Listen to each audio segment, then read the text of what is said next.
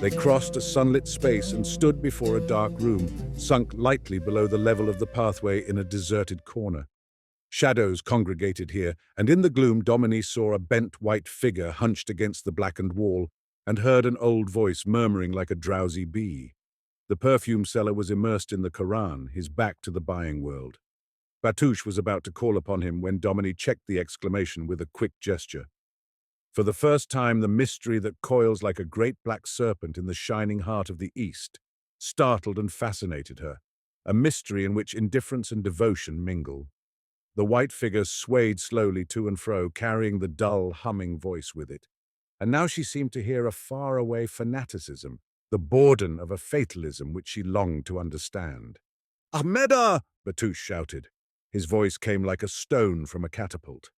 The merchant turned calmly and without haste, showing an aquiline face covered with wrinkles, tufted with white hairs, lit by eyes that shone with the cruel expressiveness of a falcon's. After a short colloquy in Arabic, he raised himself from his haunches and came to the front of the room where there was a small wooden counter. He was smiling now with a grace that was almost feminine. "What perfume does Madame desire?" he said in French. Domini gazed at him as at a deep mystery, but with the searching directness characteristic of her, a fearlessness so absolute that it embarrassed many people. "Please give me something that is of the East, not violets, not lilac." "Amber," said Batouche. The merchant, still smiling, reached up to a shelf, showing an arm like a brown twig, and took down a glass bottle covered with red and green lines. He removed the stopper, made Domini take off her glove, touched her bare hand with the stopper, then with his forefinger gently rubbed the drop of perfume which had settled on her skin till it was slightly red. "Now smell it," he commanded. Domini obeyed. The perfume was faintly medicinal, but it filled her brain with exotic visions. She shut her eyes. Yes, that was a voice of Africa too. Oh, how far away she was from her old life and hollow days. The magic carpet had been spread indeed, and she had been wafted into a strange land where she had all to learn. "Please give me some of that," she said. The merchant poured the amber into a phial, where it lay like a thread in the glass, weighed it in a scales, and demanded a price. Batouche began at once to argue with vehemence, but Domini stopped him. "Pay him," she said, giving Batouche her purse. The perfume seller took the money with dignity, turned away, squatted upon his haunches against the blackened wall, and picked up the broad-leaved volume which lay upon the floor. He swayed gently and rhythmically to and fro. Then once more the voice of the drowsy bee hummed in the shadows. The worshipper and the prophet stood before the feet of Allah. And the woman, she was set afar off as woman is by white-robed men in Africa.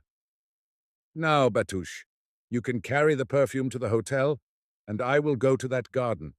Alone, Madame will never find it. I can ask the way." "Impossible. I will escort Madame to the gate. There I will wait for her. Monsieur the Count does not permit the Arabs to enter with strangers." "Very well," Domini said. The seller of perfumes had led her towards a dream. She was not combative, and she would be alone in the garden. As they walked towards it in the sun, through narrow ways where idle Arabs lounged with happy aimlessness, Batouche talked of Count Anteoni, the owner of the garden. Evidently the Count was the great personage of Benimora. Batouche spoke of him with a convinced respect, describing him as fabulously rich, fabulously generous to the Arabs. "He never gives to the French, Madame, but when he is here each Friday upon our Sabbath, he comes to the gate with a bag of money in his hand, and he gives 5-franc pieces to every Arab who is there." "And what is he? French?" "He is Italian, but he is always traveling, and he has made gardens everywhere. He has 3 in Africa alone, and in one he keeps many lions. When he travels, he takes 6 Arabs with him. He loves only the Arabs." Domini began to feel interested in this wandering maker of gardens, who was a pilgrim over the world like Monte Cristo. "Is he young?" she asked. "No." "Married?" "Oh, no, he is always alone. Sometimes he comes here and stays for 3 months and is never once seen outside the garden, and sometimes for a year he never comes to Benimora. But he is here now. 20 Arabs are always working in the garden, and at night 10 Arabs with guns are always awake, some in a tent inside the door and some among the trees." Then there is danger at night? The garden touches the desert, and those who are in the desert without arms are as birds in the air without wings. They had come out from among the houses now into a broad, straight road, bordered on the left by land that was under cultivation, by fruit trees, and farther away by giant palms, between whose trunks could be seen the stony reaches of the desert and spurs of grey-blue and faint rose-coloured mountains. On the right was a shady garden with fountains and stone benches, and beyond stood a huge white palace built in the Moorish style, and terraced roofs and a high tower ornamented with green and peacock-blue tiles. In the distance, among more palms, appeared a number of low, flat huts of brown earth. The road, as far as the eyes could see, stretched straight forward through enormous groves of palms, whose feathery tops swayed gently in the light wind that blew from the desert. Upon all things rained a flood of blue and gold. A blinding radiance made all things glad. "How glorious light is!" Domini exclaimed, as she looked down the road to the point where its whiteness was lost in the moving ocean of the trees. Batouche assented without enthusiasm, having always lived in the light. "As we return from the garden, we will visit the tower," he said, pointing to the Moorish palace. "It is a hotel and is not yet open, but I know the guardian. From the tower, Madame will see the whole of Benimora. Here is the Negro village." They traversed its dusty alleys slowly. On the side, where the low brown dwellings threw shadows, some of the inhabitants were dreaming or chattering, wrapped in garments of gaudy cotton. Little girls in the fiercest orange color, with tattooed foreheads and leathern amulets, darted to and fro, chasing each other and shrieking with laughter. Naked babies, whose shaven heads made a warm resting place for flies, stared at Domini with a lustrous vacancy of expression. At the corners of the alleys, unveiled women squatted, grinding corn in primitive hand mills, or winding wool on wooden sticks. Their heads were covered with plaits of imitation hair, made of wool, in which barbaric silver ornaments were fastened, and their black necks and arms jingled with chains and bangles set with squares of red coral and large dull blue and green stones. Some of them called boldly to Batouche, and he answered them with careless impudence. The palm-wood door of one of the houses stood wide open, and Domini looked in. She saw a dark space with floor and walls of earth, a ceiling of palm and brushwood, a low divan of earth without mat or covering of any kind. "They have no furniture?" she asked Batouche. "No. What do they want with it? They live out here in the sun and go in to sleep." Life simplified to this extent made her smile. Yet she looked at the squatting figures in the gaudy cotton rags with a stirring of envy. The memory of her long and complicated London years, filled with a multitude of so-called pleasures, which had never stifled the dull pain set up in her heart by the rude shock of her mother's sin and its result, made this naked, sunny, barbarous existence seem desirable. She stood for a moment to watch two women sorting grain for couscous. Their guttural laughter, their noisy talk, the quick and energetic movements of their busy black hands reminded her of children's gaiety. And nature rose before her in the sunshine, confronting artifice and the heavy languors of modern life in cities. How had she been able to endure the yoke so long? "Will Madame take me to London with her when she returns?" said Batouche slyly. "I'm not going back to London for a very long time," she replied with energy. "You will stay here many weeks?" "Months, perhaps. And perhaps I shall travel on into the desert. Yes, I must do that. If we followed the white road into the desert and went on and on for many days, we should come at last to Tombouctou," said Batouche. "But very likely we should be killed by the Tuaregs. They are fierce and they hate strangers." "Would you be afraid to go?" Domini asked him curiously. "Why afraid? Of being killed?" He looked calmly surprised. "Why should I be afraid to die? All must pass through that door. It does not matter whether it is today or tomorrow." "You have no fear of death, then?" "Of course not. Have you, Madame?" He gazed at Domini with genuine astonishment. "I don't know," she answered. And she wondered and could not tell. "There is the Villa Anteoni." Batouche lifted his hand and pointed. They had turned aside from the way to Tombouctou, left the village behind them, and come into a narrow track which ran parallel to the desert. The palm trees rustled on their right, the green corn waved, the narrow cuttings in the earth gleamed with shallow water. But on their other side was limitless sterility. The wide, stony expanse of the great riverbed, the Ued Benimora, then a low earth cliff, and then the immense airy flats stretching away into the shining regions of the sun. At some distance, raised on a dazzling white wall above the desert in an unshaded place, Domini saw a narrow, two-sided white house, with a flat roof and a few tiny loopholes instead of windows. One side looked full upon the waterless riverbed. The other, at right angles to it, ran back towards a thicket of palms and ended in an arcade of 6 open Moorish arches, through which the fierce blue of the cloudless sky stared, making an almost theatrical effect. Beyond, masses of trees were visible, looking almost black against the intense, blinding pallor of wall, villa, and arcade, the intense blue above.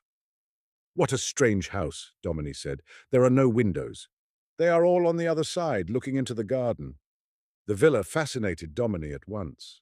The white Moorish arcade framing bare, quivering blue from the inmost heart of heaven, intense as a great vehement cry, was beautiful as the arcade of a genie's home in fairyland. Mystery hung about this dwelling, a mystery of light, not darkness, secrets of flame and hidden things of golden meaning. She felt almost like a child who is about to penetrate into the red land of the winter fire, and she hastened her steps till she reached a tall white gate set in an arch of wood and surmounted with a white coat of arms and 2 lions. Batouche struck on it with a white knocker and then began to roll a cigarette. "I will wait here for Madame." Domini nodded. A leaf of wood was pulled back softly in the gate, and she stepped into the garden and confronted a graceful young Arab dressed in pale green, who saluted her respectfully and gently closed the door. "May I walk about the garden a little?" she asked. She did not look round her yet, for the Arab's face interested and even charmed her. It was aristocratic, enchantingly indolent, like the face of a happy lotus-eater. The great, lustrous eyes were tender as a gazelle's and thoughtless as the eyes of a sleepy child. His perfectly shaped feet were bare on the shining sand. In one hand he held a large red rose, and in the other a half-smoked cigarette. Domini could not help smiling at him as she put her question, and he smiled contentedly back at her as he answered in a low, level voice, "You can go where you will. Shall I show you the paths?" He lifted his hand and calmly smelt his red rose, keeping his great eyes fixed upon her. Domini's wish to be alone had left her. This was surely the genie of the garden, and his company would add to its mystery and fragrance. "You need not stay by the door?" she asked. "No one will come. There is no one in Benimora, and Hassan will stay." He pointed with his rose to a little tent that was pitched close to the gate beneath a pepper tree. In it, Domini saw a brown boy curled up like a dog and fast asleep. She began to feel as if she had eaten hashish. The world seemed made for dreaming. "Thank you, then." And now for the first time she looked round to see whether Batouche had implied the truth. Must the European gardens give way to this Eastern garden, take a lower place with all their roses? She stood on a great expanse of newly raked smooth sand, rising in a very gentle slope to a gigantic hedge of carefully trimmed evergreens which projected at the top, forming a roof and casting a pleasant shade upon the sand. At intervals, white benches were placed under this hedge. To the right was the villa. She saw now that it was quite small. There were 2 lines of windows, on the ground floor and the upper story. The lower windows opened onto the sand, those above onto a veranda with a white railing, which was gained by a white staircase outside the house built beneath the arches of the arcade. The villa was most delicately simple, but in this riot of blue and gold, its ivory cleanliness, set there upon the shining sand which was warm to the foot, made it look magical to Domini. She thought she had never known before what spotless purity was like. "Those are the bedrooms," murmured the Arab at her side. "There are only bedrooms?" she asked in surprise. "The other rooms, the drawing room of Monsieur the Count, the dining room, the smoking room, the Moorish bath, the room of the little dog, the kitchen and the rooms for the servants are in different parts of the garden. There is the dining room." He pointed with his rose to a large white building whose dazzling walls showed here and there through the masses of trees to the left. where a little raised sand path with flattened, sloping sides wound away into a maze of shadows diapered with gold. "Let us go down that path," Domini said, almost in a whisper. The spell of the place was descending upon her. This was surely a home of dreams, a haven where the sun came to lie down beneath the trees and sleep. "What is your name?" she added. "Smain," replied the Arab. "I was born in this garden. My father, Mohammed, was with Monsieur the Count." He led the way over the sand, moving silently on his long brown feet, straight as a reed in a windless place. Domini followed, holding her breath. Only sometimes she let her strong imagination play utterly at its will. She let it go now as she and Smain turned into the golden, diapered shadows of the little path and came into the swaying mystery of the trees. The longing for secrecy, for remoteness, for the beauty of far away had sometimes haunted her, especially in the troubled moments of her life. Her heart, oppressed, had overleaped the horizon line in answer to a calling from hidden things beyond. Her emotions had wandered, seeking the great distances in which the dim purple twilight holds surely comfort for those who suffer, but she had never thought to find any garden of peace that realized her dreams. Nevertheless, she was already conscious that Smain with his rose was showing her the way to her ideal, that her feet were set upon its pathway, that its legendary trees were closing round her. Behind the evergreen hedge she heard the liquid bubbling of a hidden waterfall, and when they had left the untempered sunlight behind them, this murmur grew louder. It seemed as if the green gloom in which they walked acted as a sounding board to the delicious voice. The little path wound on and on between two running rills of water, which slipped incessantly away under the broad and yellow-tipped leaves of dwarf palms, making a music so faint that it was more like a remembered sound in the mind than one which slid upon the ear. On either hand towered a jungle of trees brought to this home in the desert from all parts of the world.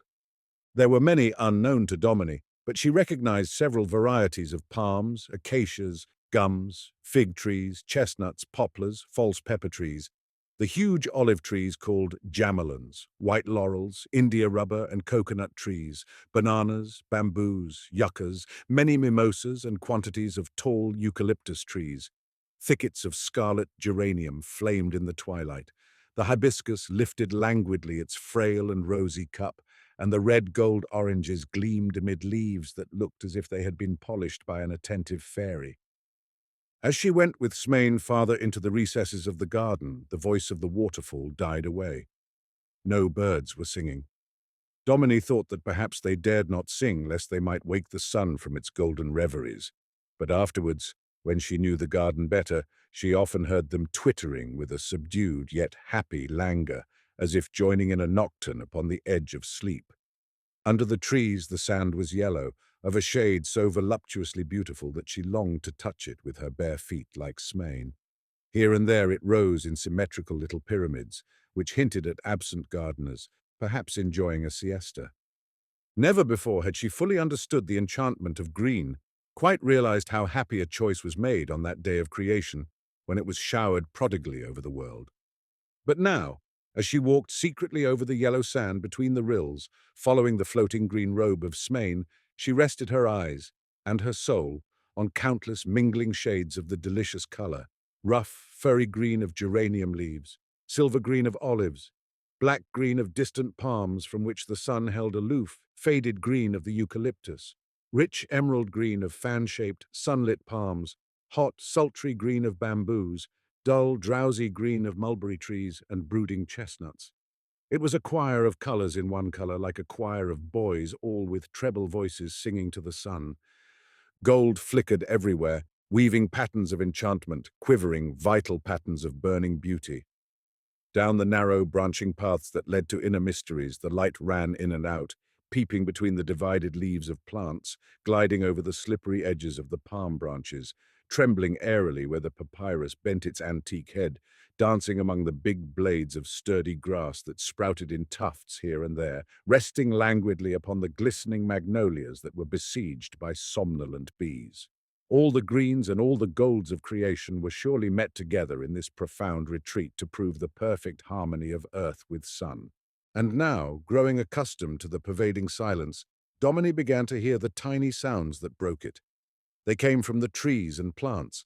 The airs were always astir, helping the soft designs of nature, loosening a leaf from its stem and bearing it to the sand, striking a berry from its place and causing it to drop at Domini's feet, giving a faded geranium petal the courage to leave its more vivid companions and resign itself to the loss of the place it could no longer fill with beauty. Very delicate was the touch of the dying upon the yellow sand. It increased the sense of pervading mystery and made Domini more deeply conscious of the pulsing life of the garden. "There is the room of the little dog," said Smain. They had come out into a small open space over which an immense coconut tree presided. Low box hedges ran round 2 squares of grass which were shadowed by date palms heavy with yellow fruit, and beneath some leaning mulberry trees, Domini saw a tiny white room with 2 glass windows down to the ground. She went up to it and peeped in, smiling. There, in a formal salon with gilt chairs, oval, polished tables, faded rugs and shining mirrors, sat a purple china dog with his tail curled over his back, sternly staring into vacancy. His expression and his attitude were autocratic and determined, betokening a tyrannical nature, and Domini peeped at him with precaution, holding herself very still lest he should become aware of her presence and resent it. "Monsieur the Count paid much money for the dog," murmured Smain. "He is very valuable." "How long has he been there?" "For many years. He was there when I was born, and I have been married twice and divorced twice." Domini turned from the window and looked at Smain with astonishment.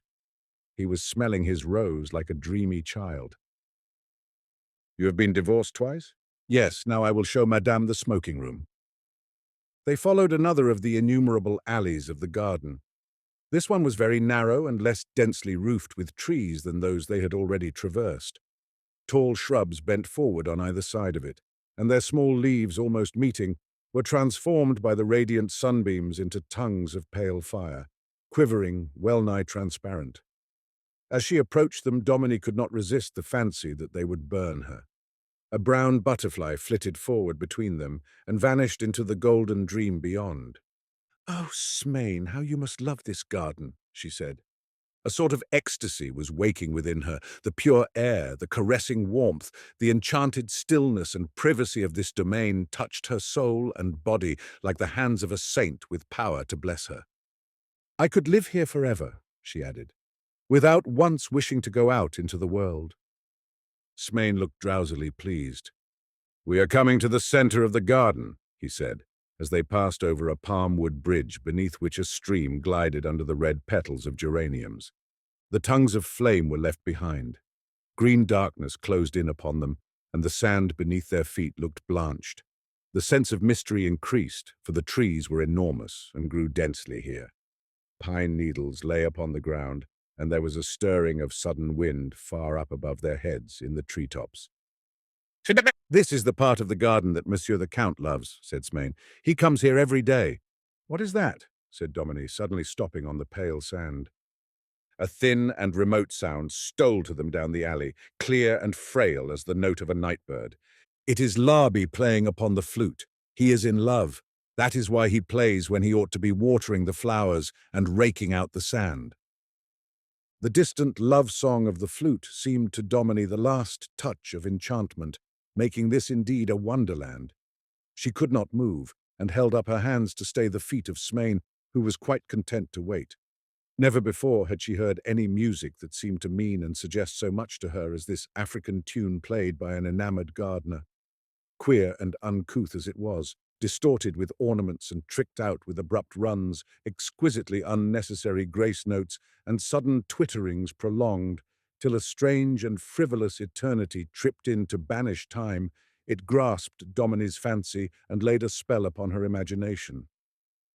For it sounded as naively sincere as the song of a bird, and as if the heart from which it flowed were like the heart of a child, a place of revelation, not of concealment. The sun made men careless here. They opened their windows to it, and one could see into the warm and glowing rooms. Domini looked at the gentle Arab youth beside her, already twice married and twice divorced. She listened to Larby's unending song of love, and she said to herself, "These people, uncivilized or not, at least live, and I have been dead all my life, dead in life." That was horribly possible. She knew it as she felt the enormously powerful spell of Africa descending upon her, enveloping her quietly but irresistibly. The dream of this garden was quick, with a vague and yet fierce stirring of realities. There was a murmuring of many small and distant voices, like the voices of innumerable tiny things following restless activities in a deep forest.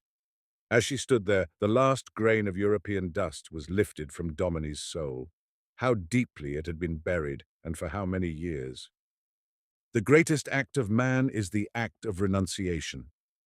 She had just heard those words. The eyes of the priest had flamed as he spoke them, and she had caught the spark of his enthusiasm. But now another fire seemed lit within her, and she found herself marveling at such austerity. Was it not a fanatical defiance flung into the face of the sun?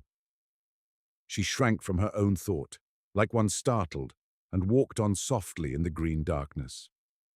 Labi's flute became more distant. Again and again it repeated the same queer little melody, changing the ornamentation at the fantasy of the player. She looked for him among the trees, but saw no one. He must be in some very secret place. Smain touched her. "Look," he said, and his voice was very low. He parted the branches of some palms with his delicate hands, and Domini, peering between them, saw in a place of deep shadows an isolated square room, whose white walls were almost entirely concealed by masses of purple bougainvillea. It had a flat roof. In three of its sides were large, arched window spaces without windows. In the fourth was a narrow doorway without a door. Immense fig trees and palms and thickets of bamboo towered around it and leaned above it, and it was circled by a narrow riband of finely raked sand. "That is the smoking room of Monsieur the Count," said Smain. "He spends many hours there. Come, and I will show the inside to Madame." They turned to the left and went towards the room. The flute was close to them now. "Labi must be in there," Domini whispered to Smain as a person whispers in a church. "No, he is among the trees beyond." "But someone is there." She pointed to the arched window space nearest to them. A thin spiral of blue-grey smoke curled through it and evaporated into the shadows of the trees. After a moment it was followed gently and deliberately by another. "It is not Labi. He would not go in there. It must be—" He paused. A tall, middle-aged man had come to the doorway of the little room and looked out into the garden with bright eyes. Chapter 6. Domini drew back and glanced at Smain. She was not accustomed to feeling intrusive, and the sudden sensation rendered her uneasy. "It is Monsieur the Count," Smain said calmly and quite aloud. The man in the doorway took off his soft hat, as if the words effected an introduction between Domini and him. "You were coming to see my little room, madame," he said in French. "If I may show it to you, I shall feel honored." The timbre of his voice was harsh and grating, yet it was a very interesting, even a seductive voice, and, Domini thought, peculiarly full of vivid life, though not of energy. His manner at once banished her momentary discomfort. There is a freemasonry between people born in the same social world. By the way in which Count Anteoni took off his hat and spoke, she knew at once that all was right. "Thank you, monsieur," she answered. "I was told at the gate you gave permission to travelers to visit your garden."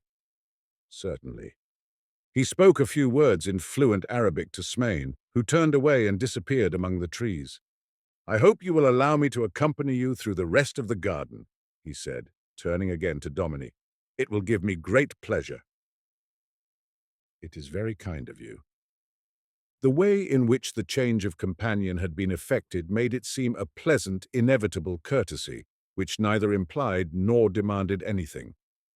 "This is my little retreat," Count Anteoni continued, standing aside from the doorway that Domini might enter.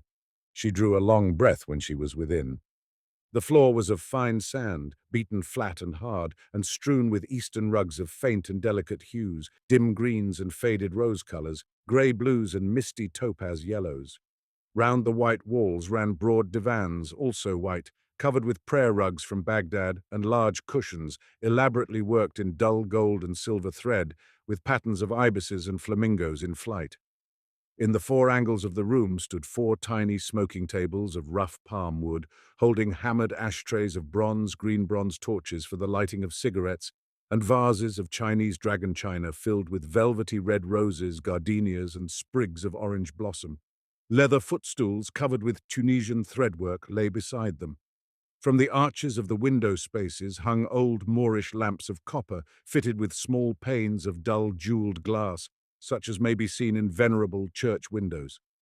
In a round copper brazier, set on one of the window seats, incense twigs were drowsily burning and giving out thin dwarf columns of scented smoke.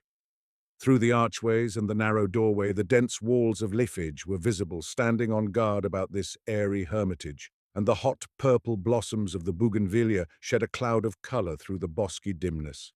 And still the flute of Larbi showered soft, clear, whimsical music from some hidden place close by. Domini looked at her host, who was standing by the doorway, leaning one arm against the ivory-white wall. "This is my first day in Africa," she said simply. "You may imagine what I think of your garden, what I feel in it. I needn't tell you. Indeed, I am sure the travellers you so kindly let in must often have worried you with their raptures." "No," he answered, with a still gravity which yet suggested kindness, "for I leave nearly always before the travellers come. That sounds a little rude, but you would not be in Benimora at this season, madame, if it could include you." "I have come here for peace," Domini replied simply. She said it because she felt as if it was already understood by her companion. Count Anteoni took down his arm from the white wall and pulled a branch of the purple flowers slowly towards him through the doorway. "There is peace, what is generally called so, at least in Benimora," he answered rather slowly and meditatively. "That is to say, there is similarity of day with day, night with night.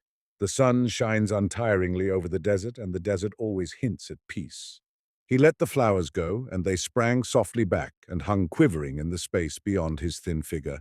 Then he added, "Perhaps one should not say more than that." "No." Domini sat down for a moment. She looked up at him with her direct eyes and at the shaking flowers. The sound of Larbi's flute was always in her ears. "But may not one think, feel a little more?" she asked. "Oh, why not? If one can, if one must. But how? Africa is as fierce and full of meaning as a furnace, you know." "Yes, I know, already," she replied. His words expressed what she had already felt here in Benimora, surreptitiously and yet powerfully. He said it, and last night the African hot boy had said it. Peace and a flame. Could they exist together, blended, married? "Africa seems to me to agree through contradiction," she added, smiling a little, and touching the snowy wall with her right hand. "But then, this is my first day. Mine was when I was a boy of 16. This garden wasn't here then. No, I had it made. I came here with my mother. She spoilt me. She let me have my whim." "This garden is your boy's whim?" "It was. Now it is a man's—" He seemed to hesitate. "Paradise," suggested Domini. "I think I was going to say hiding place."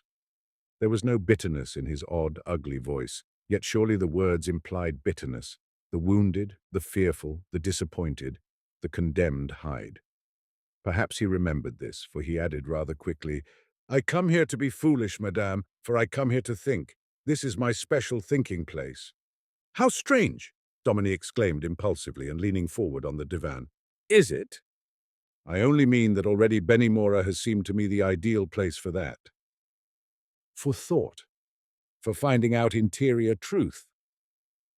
Count Anteoni looked at her rather swiftly and searchingly.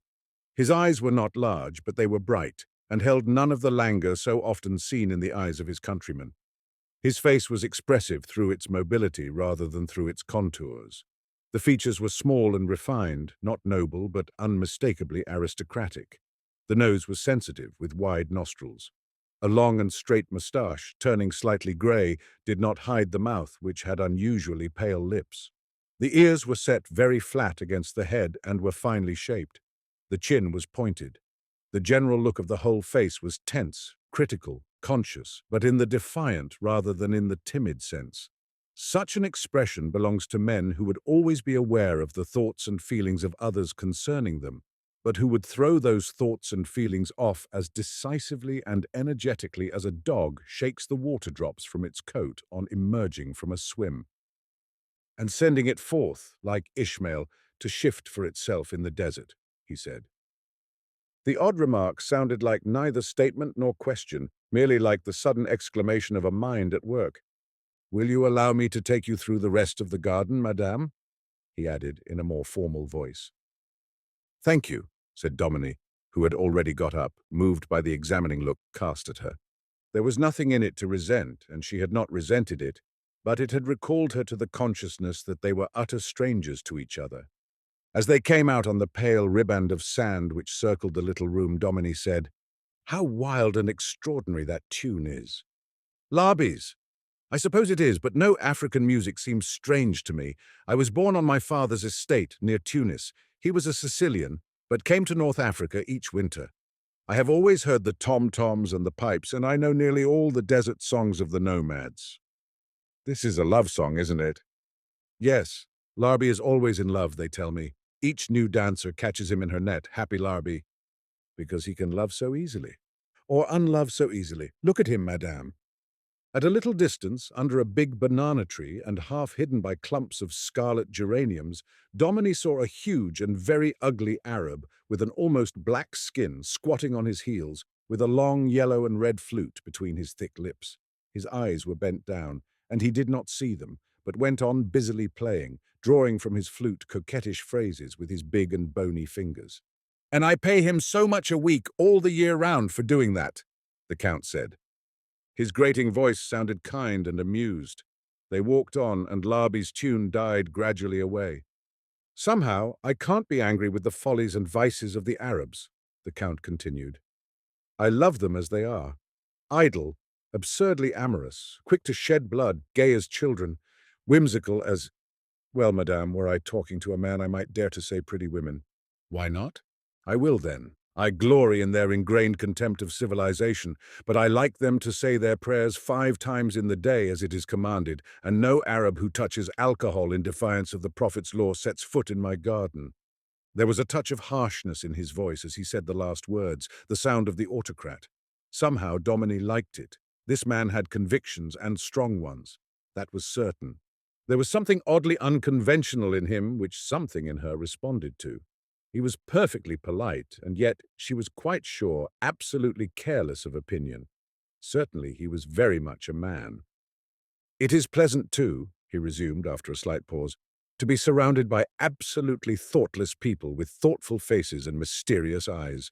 Wells without truth at the bottom of them." She laughed. "No one must think here but you. I prefer to keep all the folly to myself. Is not that a grand coconut?" He pointed to a tree so tall that it seemed soaring to heaven. "Yes, indeed. Like the one that presides over the purple dog. You have seen my fetish?" Smain showed him to me with reverence. "Oh, he is king here. The Arabs declare that on moonlight nights they have heard him joining in the chorus of the Kabyle dogs." "You speak almost as if you believed it." "Well, I believe more here than I believe anywhere else. That is partly why I come here." "I can understand that. I mean, believing much here." "What? Already you feel the spell of Benimora, the desert spell. Yes, there is enchantment here, and so I never stay too long." "For fear of what?" Count Anteoni was walking easily beside her. He walked from the hips like many Sicilians, swaying very slightly, as if he liked to be aware how supple his body still was. As Domini spoke, he stopped. They were now at a place where 4 paths joined, and could see 4 vistas of green and gold, of magical sunlight and shadow. "I scarcely know, of being carried who knows where, in mind or heart. Oh, there is danger in Benimora, madame, there is danger. This startling air is full of influences, of desert spirits." He looked at her in a way she could not understand, but it made her think of the perfume cellar in his little dark room, and of the sudden sensation she had had that mystery coils, like a black serpent, in the shining heart of the East. "And now, madame, which path shall we take? This one leads to my drawing room, that on the right to the Moorish bath." "And that?" "That one goes straight down to the wall that overlooks the Sahara. Please let us take it. The desert spirits are calling to you, but you are wise. What makes this garden remarkable is not its arrangement, the number and variety of its trees, but the fact that it lies flush with the Sahara, like a man's thoughts of truth with truth, perhaps." He turned up the tail of the sentence, and his harsh voice gave a little grating crack. "I don't believe they are so different from one another as the garden and the desert." She looked at him directly. "It would be too ironical." But nothing is, the Count said. You have discovered that in this garden? Ah, it is new to you, madame. For the first time there was a sound of faint bitterness in his voice. One often discovers the saddest thing in the loveliest place, he added. There you begin to see the desert. Far away, at the small orifice of the tunnel of trees down which they were walking, appeared a glaring patch of fierce and quivering sunlight. I can only see the sun, Domini said. I know so well what it hides that I imagine I actually see the desert. One loves one's kind, assiduous liar. Isn't it so? The imagination. But perhaps I am not disposed to allow that it is a liar. Who knows? You may be right. He looked at her kindly with his bright eyes. It had not seemed to strike him that their conversation was curiously intimate, considering that they were strangers to one another, that he did not even know her name. Domini wondered suddenly how old he was. That look made him seem much older than he had seemed before. There was such an expression in his eyes as may sometimes be seen in eyes that look at a child who is kissing a rag doll with deep and determined affection. Kiss your doll, they seemed to say. Put off the years when you must know that dolls can never return a kiss. I begin to see the desert now, Domini said after a moment of silent walking. How wonderful it is. Yes, it is. The most wonderful thing in nature. You will think it much more wonderful when you fancy you know it well. Fancy. I don't think anyone can ever really know the desert. It is the thing that keeps calling and does not permit one to draw near. But then one might learn to hate it. I don't think so. Truth does just the same, you know, and yet men keep on trying to draw near. But sometimes they succeed. Do they? Not when they live in gardens. He laughed for the first time since they had been together, and all his face was covered with a network of little moving lines.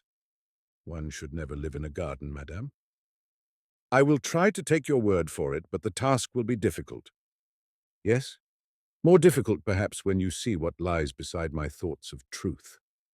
As he spoke, they came out from the tunnel and were seized by the fierce hands of the sun. It was within half an hour of noon, and the radiance was blinding. Domini put up her parasol sharply, like one startled. She stopped. But how tremendous! She exclaimed. Count Anteoni laughed again, and drew down the brim of his grey hat over his eyes. The hand with which he did it was almost as burnt as an Arab's. You are afraid of it? No, but it startled me. We don't know the sun, really, in Europe. No, not even in southern Italy, not even in Sicily. It is fierce there in summer, but it seems further away. Here it insists on the most intense intimacy. If you can bear it, we might sit down for a moment. Please. All along the edge of the garden, from the villa to the boundary of Count Anteoni's domain, ran a straight high wall made of earth bricks hardened by the sun and topped by a coping of palm wood painted white. This wall was some 8 feet high on the side next to the desert, but the garden was raised in such a way that the inner side was merely a low parapet running along the sand path. In this parapet were cut small seats, like window seats, in which one could rest and look full upon the desert as from a little cliff. Domini sat down on one of them, and the Count stood by her, resting one foot on the top of the wall and leaning his right arm on his knee. There is the world on which I look for my hiding place, he said. A vast world, isn't it? Domini nodded without speaking. Immediately beneath them, in the narrow shadow of the wall, was a path of earth and stones which turned off at the right at the end of the garden into the oasis. Beyond lay the vast riverbed, a chaos of hot boulders bounded by ragged low-earth cliffs, interspersed here and there with small pools of gleaming water. These cliffs were yellow. From their edge stretched the desert, as eternity stretches from the edge of time. Only to the left was the immeasurable expanse intruded upon by a long spur of mountains, which ran out boldly for some distance and then stopped abruptly, conquered and abashed by the imperious flats. Beneath the mountains were low, tent-like, cinnamon-colored undulations, which reminded Domini of those made by a shaken-out sheet, one smaller than the other till they melted into the level. The summits of the most distant mountains, which leaned away as if in fear of the desert, were dark and mistily purple. Their flanks were iron grey at this hour, flecked in the hollows with the faint mauve and pink, which became carnation colour when the sun set. Domini scarcely looked at them. Till now she had always thought that she loved mountains. The desert suddenly made them insignificant, almost mean to her. She turned her eyes towards the flat spaces. It was in them that majesty lay, mystery, power, and all deep and significant things. In the midst of the riverbed and quite near rose a round and squat white tower with a small cupola. Beyond it, on the little cliff, was a tangle of palms where a tiny oasis sheltered a few native huts. At an immense distance, here and there, other oases showed as dark stains show on the sea where there are hidden rocks. And still farther away, on all hands, the desert seemed to curve up slightly like a shallow, wine-hued cup to the misty blue horizon line, which resembled a faintly seen and mysterious tropical sea, so distant that its sultry murmur was lost in the embrace of the intervening silence. An Arab passed on the path below the wall. He did not see them. A white dog with curling lips ran beside him. He was singing to himself in a low, inward voice. He went on and turned towards the oasis, still singing as he walked slowly. "Do you know what he is singing?" the Count asked. Domini shook her head. She was straining her ears to hear the melody as long as possible. "It is a desert song of the freed Negroes of Tugor. No one but God and I knows what is in my heart." Domini lowered her parasol to conceal her face. In the distance, she could still hear the song, but it was dying away. "Oh, what is going to happen to me here?" she thought. Count Anteoni was looking away from her now across the desert. A strange impulse rose up in her. She could not resist it. She put down her parasol, exposing herself to the blinding sunlight, knelt down on the hot sand, leaned her arms on the white parapet, put her chin in the upturned palms of her hands, and stared into the desert almost fiercely. "No one but God and I knows what is in my heart," she thought. "But that's not true. That's not true. For I don't know." The last echo of the Arab's song fainted on the blazing air. Surely it had changed now. Surely as he turned into the shadows of the palms, he was singing, "No one but God knows what is in my heart." Yes, he was singing that. "No one but God, no one but God." Count Anteoni looked down at her. She did not notice it, and he kept his eyes on her for a moment. Then he turned to the desert again. By degrees, as she watched, Domini became aware of many things indicative of life, and of many lives in the tremendous expanse that at first had seemed empty of all save sun and mystery. She saw low, scattered tents, far-off columns of smoke rising. She saw a bird pass across the blue and vanish towards the mountains. Black shapes appeared among the tiny mounds of earth, crowned with dusty grass and dwarf tamarisk bushes. She saw them move, like objects in a dream, slowly through the shimmering gold. They were feeding camels guarded by nomads whom she could not see. At first she persistently explored the distances, carried forcibly by an elan of her whole nature to the remotest points her eyes could reach. Then she withdrew her gaze gradually, reluctantly, from the hidden summoning lands, whose verges she had with difficulty gained, and looked at first with apprehension upon the nearer regions. But her apprehension died when she found that the desert transmutes what is close as well as what is remote, suffuses even that which the hand could almost touch with wonder, beauty, and the deepest, most strange significance. Quite near in the riverbed she saw an Arab riding towards the desert upon a prancing black horse. He mounted a steep bit of path and came out on the flat ground at the cliff top.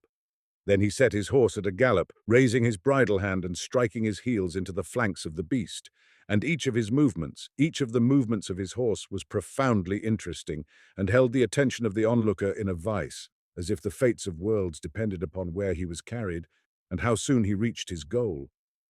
A string of camels laden with wooden bales met him on the way, and this chance encounter seemed to Domini fraught with almost terrible possibilities. Why? She did not ask herself. Again she sent her gaze further, to the black shapes moving stealthily among the little mounds, to the spirals of smoke rising into the glimmering air. Who guarded those camels? Who fed those distant fires? Who watched beside them? It seemed of vital consequence to her that she should know. Count Anteoni took out his watch and glanced at it. "I am looking to see if it is nearly the hour of prayer," he said. "When I am in Benimora, I usually come here then." "You turn to the desert as the faithful turn towards Mecca?" "Yes, I like to see men praying in the desert." He spoke indifferently, but Domini felt suddenly sure that within him there were depths of imagination, of tenderness, even perhaps of mysticism. An atheist in the desert is unimaginable, he added. In cathedrals they may exist very likely, and even feel at home. I have seen cathedrals in which I could believe I was one, but how many human beings can you see in the desert at this moment, madame? Domini, still with her round chin in her hands, searched the blazing region with her eyes. She saw 3 running figures with the train of camels which was now descending into the riverbed. In the shadow of the low white tower, 2 more were huddled, motionless. She looked away to right and left, but saw only the shallow pools, the hot and gleaming boulders, and beyond the yellow cliffs the brown huts peeping through the palms. The horsemen had disappeared. "I can see 5, she answered. "Ah, you are not accustomed to the desert." "There are more?" "I could count up to 12. Which are yours?" "The men with the camels and the men under that tower." "There are 4 playing the jeu des dames in the shadow of the cliff opposite to us. There is one asleep under a red rock where the path ascends into the desert. And there are 2 more just at the edge of the little oasis, Filiash, as it is called. One is standing under a palm and one is pacing up and down. You must have splendid eyes. They are trained to the desert, but there are probably a score of Arabs within sight whom I don't see." "Oh, now I see the men at the edge of the oasis. How oddly that one is moving. He goes up and down like a sailor on the quarterdeck." "Yes, it is curious. And he is in the full blaze of the sun. That can't be an Arab." He drew a silver whistle from his waistcoat pocket, put it to his lips and sounded a call. In a moment Smain came running lightly over the sand. Count Anteoni said something to him in Arabic. He disappeared and speedily returned with a pair of field glasses. While he was gone, Domini watched the 2 doll-like figures on the cliff in silence. One was standing under a large, isolated palm tree, absolutely still, as Arabs often stand. The other, at a short distance from him and full in the sun, went to and fro, always measuring the same space of desert, and turning and returning at 2 given points which never varied. He walked like a man hemmed in by walls, yet around him were the infinite spaces. The effect was singularly unpleasant upon Domini. All things in the desert, as she had already noticed, became almost terribly significant, and this peculiar activity seemed full of some extraordinary and even horrible meaning. She watched it with straining eyes. Count Anteoni took the glasses from Smain and looked through them, adjusting them carefully to suit his sight. "Echo," he said. "I was right. That man is not an Arab." He moved the glasses and glanced at Domini. "You are not the only traveller here, madame." He looked through the glasses again. "I knew that," she said. "Indeed?" "There is one at my hotel. Possibly this is he. He makes me think of a caged tiger who has been so long in captivity that when you let him out, he still imagines the bars to be all round him. What was he like?" All the time he was speaking, he was staring intently through the glasses. As Domini did not reply, he removed them from his eyes and glanced at her inquiringly. "I'm trying to think what he looked like," she said slowly. "But I feel that I don't know. He was quite unlike any ordinary man. Would you care to see if you can recognize him? These are really marvelous glasses." Domini took them from him with some eagerness. "Twist them about till they suit your eyes." At first she could see nothing but a fierce yellow glare. She turned the screw and gradually the desert came to her, startlingly distinct. The boulders of the riverbed were enormous. She could see the veins of color in them, a lizard running over one of them and disappearing into a dark crevice, then the white tower and the Arabs beneath it. One was an old man yawning, the other a boy. He rubbed the tip of his brown nose, and she saw the henna stains upon his nails. She lifted the glasses slowly and with precaution. The tower ran away. She came to the low cliff, to the brown huts and the palms, passed them one by one, and reached the last, which was separated from its companions. Under it stood a tall Arab in a garment like a white nightshirt. "He looks as if he had only one eye," she exclaimed. "The palm tree man, yes." She traveled cautiously away from him, keeping the glasses level. "Ah!" she said on an indrawn breath. As she spoke, the thin nasal cry of a distant voice broke upon her ears, prolonging a strange call. "The mueddin," said Count Anteoni, and he repeated in a low tone the words of the angel to the prophet. "O thou that art covered, arise. and magnify thy Lord, and purify thy clothes, and depart from uncleanness." The call died away and was renewed 3 times. The old man and the boy beneath the tower turned their faces towards Mecca, fell upon their knees, and bowed their heads to the hot stones. The tall Arab under the palm sank down swiftly. Domini kept the glasses at her eyes. Through them, as in a sort of exaggerated vision, very far off, yet intensely distinct, she saw the man with whom she had travelled in the train. He went to and fro on the burning ground, till the 4th call of the mueddin died away. Then, as he approached the isolated palm tree and saw the Arab beneath it fall to the earth and bow his long body in prayer, he paused and stood still, as if in contemplation. The glasses were so powerful that it was possible to see the expressions on faces, even at that distance. The expression on the traveller's face was, or seemed to be, at first one of profound attention. But this changed swiftly as he watched the bowing figure, and was succeeded by a look of uneasiness, then of fierce disgust, then, surely, of fear or horror. He turned sharply away like a driven man and hurried off along the cliff edge in a striding walk, quickening his steps each moment till his departure became a flight. He disappeared behind a projection of earth, where the path sank to the riverbed.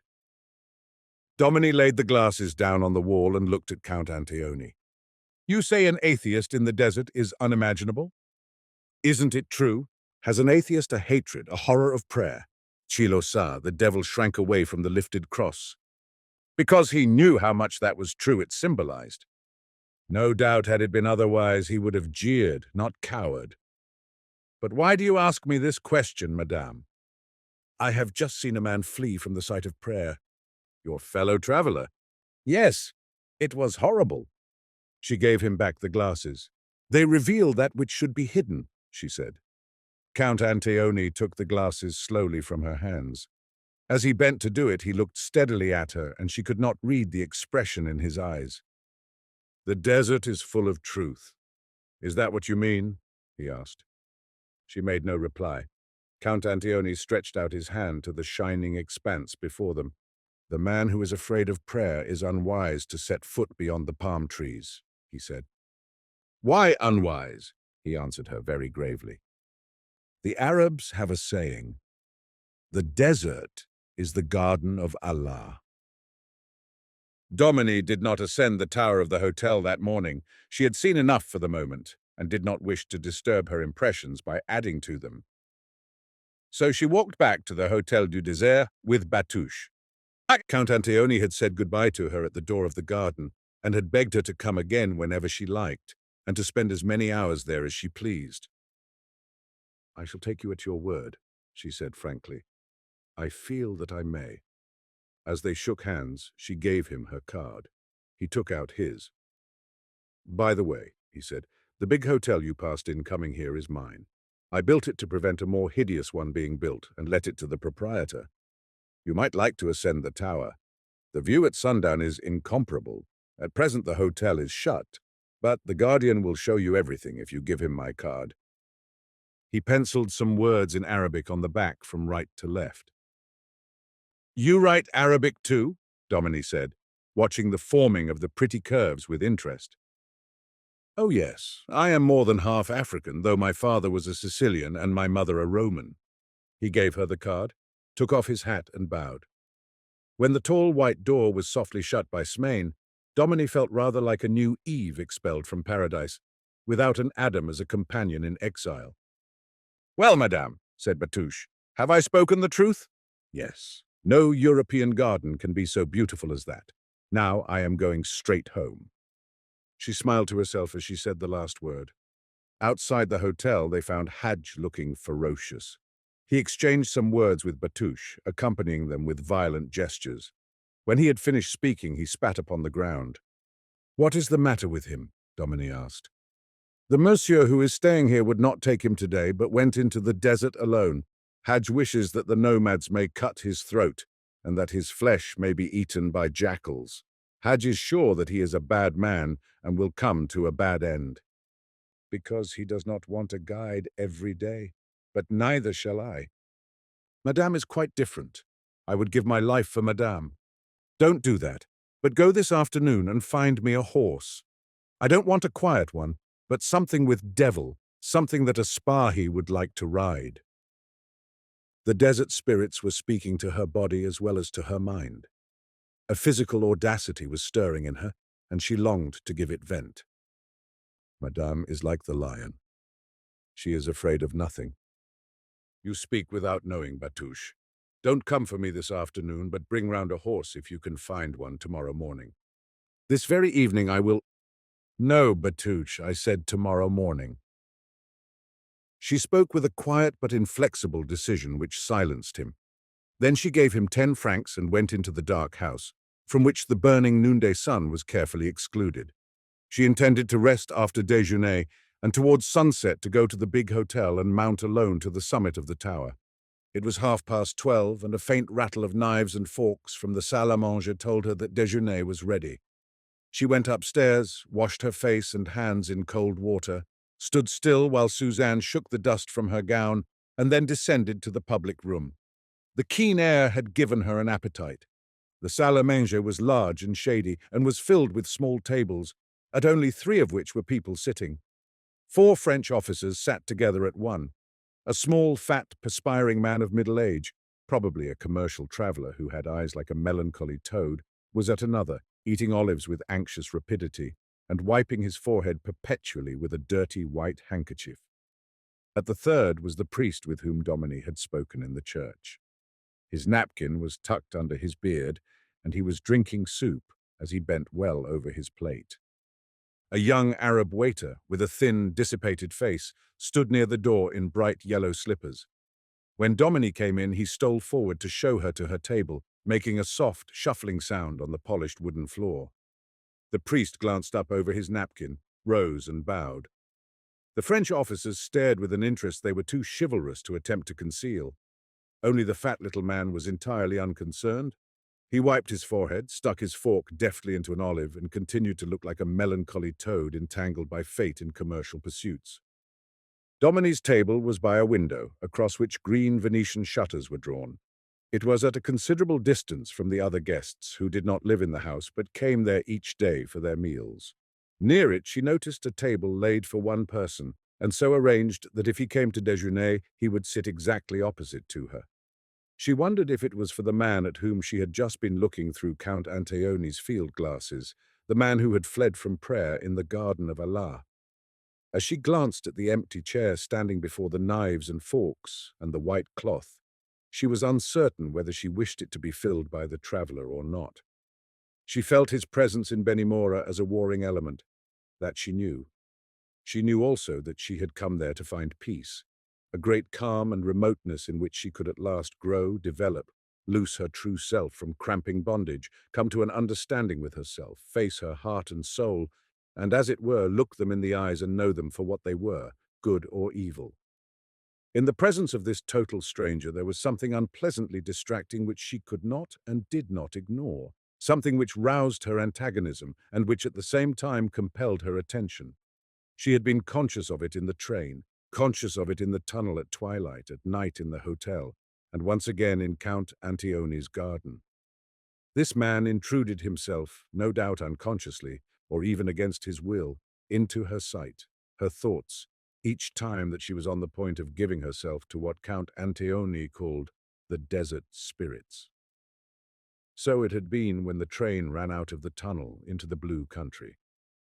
So it had been again when she leaned on the white wall and gazed out over the shining fastnesses of the sun.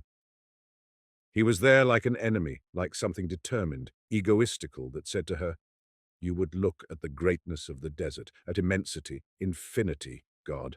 Look at me." And she could not turn her eyes away. Each time the man had, as if without effort, conquered the great competing power, fastened her thoughts upon himself, set her imagination working about his life, even made her heart beat faster with some thrill of what? Was it pity? Was it a faint horror? She knew that to call the feeling merely repugnance would not be sincere. The intensity, the vitality of the force shut up in a human being almost angered her at this moment as she looked at the empty chair and realized all that it had suddenly set at work. There was something insolent in humanity as well as something divine, and just then she felt the insolence more than the divinity. Terrifically greater, more overpowering than man, The desert was yet also somehow less than man, feebler, vaguer.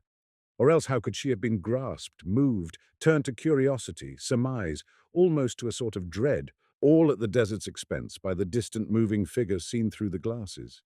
Yes, as she looked at the little white table and thought of all this, Domini began to feel angry. But she was capable of effort, whether mental or physical, and now she resolutely switched her mind off from the antagonistic stranger and devoted her thoughts to the priest, whose narrow back she saw down the room in the distance. As she ate her fish, a mystery of the seas of Robertville, she imagined his quiet existence in this remote place. Sunny day succeeding sunny day, each one surely so like its brother that life must become a sort of dream, through which the voice of the church bell called melodiously and the incense rising before the altar shed a drowsy perfume. How strange it must be really to live in Benimora, to have your house, your work here, your friendships here, your duties here, perhaps here too, the tiny section of earth which would hold at the last your body. It must be strange and monotonous, and yet surely rather sweet, rather safe. The officers lifted their heads from their plates. The fat man stared, the priest looked quietly up over his napkin, and the Arab waiter slipped forward with attentive haste. For the swing door of the salle à manger at this moment was pushed open, and the traveller, so Domini called him in her thoughts, entered and stood looking with hesitation from one table to another. Domini did not glance up. She knew who it was and kept her eyes resolutely on her plate. She heard the Arab speak, a loud noise of stout boots tramping over the wooden floor and the creak of a chair receiving a surely tired body. The traveller sat down heavily. She went on slowly eating the large Robertville fish, which was like something between a trout and a herring. When she had finished it, she gazed straight before her at the cloth and strove to resume her thoughts of the priest's life in Benimora. But she could not. It seemed to her as if she were back again in Count Anteoni's garden. She looked once more through the glasses and heard the four cries of the mueddin and saw the pacing figure in the burning heat, the Arab bent in prayer, the one who watched him, the flight. And she was indignant with herself for her strange inability to govern her mind. It seemed to her a pitiful thing of which she should be ashamed. She heard the waiter set down a plate upon the traveller's table, and then the noise of a liquid being poured into a glass. She could not keep her eyes down any more. Besides, why should she? Benimora was breeding in her a self-consciousness, or a too acute consciousness of others, that was unnatural in her. She had never been sensitive like this in her former life, but the fierce African sun seemed now to have thawed the ice of her indifference. She felt everything with almost unpleasant acuteness. All her senses seemed to her sharpened. She saw, she heard, as she had never seen and heard till now. Suddenly she remembered her almost violent prayer, "Let me be alive, let me feel." And she was aware that such a prayer might have an answer that would be terrible. Looking up thus with a kind of severe determination, she saw the man again. He was eating and was not looking towards her, and she fancied that his eyes were downcast with as much conscious resolution as hers had been a moment before. He wore the same suit as he had worn in the train, but now it was flecked with desert dust. She could not place him at all. He was not of the small, fat man's order. They would have nothing in common. With the French officers? She could not imagine how he would be with them. The only other man in the room, the servant had gone out for the moment, was the priest. He and the priest, they would surely be antagonists. Had he not turned aside to avoid the priest in the tunnel? Probably he was one of those many men who actively hate the priesthood, to whom the soutane is anathema. Could he find pleasant companionship with such a man as Count Anteoni, an original man, no doubt, but also a cultivated and easy man of the world? She smiled internally at the mere thought. Whatever this stranger might be, she felt that he was as far from being a man of the world as she was from being a cockney sempstress or a veiled favourite in a harem. She could not, she found, imagine him easily at home with any type of human being with which she was acquainted. Yet no doubt, like all men, he had somewhere friends, relations, possibly even a wife, children. No doubt. Then why could she not believe it? The man had finished his fish. He rested his broad, burnt hands on the table on each side of his plate and looked at them steadily. Then he turned his head and glanced sideways at the priest, who was behind him to the right. Then he looked again at his hands. And Domini knew that all the time he was thinking about her, as she was thinking about him. She felt the violence of his thought, like the violence of a hand striking her. The Arab waiter brought her some ragout of mutton and peas, and she looked down again at her plate. As she left the room after déjeuner, the priest again got up and bowed. She stopped for a moment to speak to him. All the French officers surveyed her tall, upright figure and broad, athletic shoulders with intent admiration. Domini knew it and was indifferent. If 100 French soldiers had been staring at her critically, she would not have cared at all. She was not a shy woman and was in no wise uncomfortable when many eyes were fixed upon her. So she stood and talked a little to the priest about Count Anteoni and her pleasure in his garden. And as she did so, feeling her present calm self-possession, she wondered secretly at the wholly unnatural turmoil, she called it that, exaggerating her feeling because it was unusual, in which she had been a few minutes before as she sat at her table. The priest spoke well of Count Anteoni. "He is very generous," he said. Then he paused, twisting his napkin, and added, "But I never have any real intercourse with him, madame. I believe he comes here in search of solitude. He spends days and even weeks alone, shut up in his garden." "Thinking," she said. The priest looked slightly surprised. "It would be difficult not to think, madam, would it not?" "Oh, yes, but Count Anteoni thinks rather as a bashi-bazouk fights, I fancy." She heard a chair creak in the distance and glanced over her shoulder. The traveller had turned sideways. At once she bade the priest goodbye and walked away and out through the swing door. All the afternoon she rested. The silence was profound. Benimora was enjoying a siesta in the heat. Domini revelled in the stillness. The fatigue of travel had quite gone from her now, and she began to feel strangely at home. Suzanne had arranged photographs, books, flowers in the little salon, had put cushions here and there and thrown pretty coverings over the sofa and the two low chairs. The room had an air of coziness, of occupation. It was a room one could sit in without restlessness, and Domini liked its simplicity, its bare wooden floor and white walls. The sun made everything right here. Without the sun, but she could not think of Benimora without the sun. She read on the veranda and dreamed, and the hours slipped quickly away. No one came to disturb her. She heard no footsteps, no movements of humanity in the house. Now and then the sound of voices floated up to her from the gardens, mingling with the peculiar dry noise of palm leaves stirring in a breeze. Or she heard the distant gallop of horses' feet. The church bell chimed the hours and made her recall the previous evening. Already it seemed far off in the past. She could scarcely believe that she had not yet spent 24 hours in Benimora. A conviction came to her that she would be there for a long while, that she would strike roots into this sunny place of peace. When she heard the church bell now, she thought of the interior of the church and of the priest with an odd sort of familiar pleasure, as people in England often think of the village church in which they have always been accustomed to worship, and of the clergyman who ministers in it Sunday after Sunday. Yet at moments she remembered her inward cry in Count Anteoni's garden, "Oh, what is going to happen to me here?" And then she was dimly conscious that Benimora was the home of many things besides peace. It held warring influences. At one moment it lulled her, and she was like an infant rocked in a cradle. At another moment it stirred her, and she was a woman on the edge of mysterious possibilities. There must be many individualities among the desert spirits of whom Count Anteoni had spoken. Now one was with her and whispered to her, now another. She fancied the light touch of their hands on hers, pulling gently at her, as a child pulls you to take you to see a treasure. And their treasure was surely far away, hidden in the distance of the desert sands. As soon as the sun began to decline towards the west, she put on her hat, thrust the card Count Anteoni had given her into her glove, and set out towards the big hotel alone. She met Hadj as she walked down the arcade. He wished to accompany her and was evidently filled with treacherous ideas of supplanting his friend Batouche, but she gave him a franc and sent him away. The franc soothed him slightly, yet she could see that his childish vanity was injured. There was a malicious gleam in his long, narrow eyes as he looked after her. Yet there was genuine admiration, too. The Arab bows down instinctively before any dominating spirit, and such a spirit in a foreign woman flashes in his eyes like a bright flame. Physical strength, too, appeals to him with peculiar force.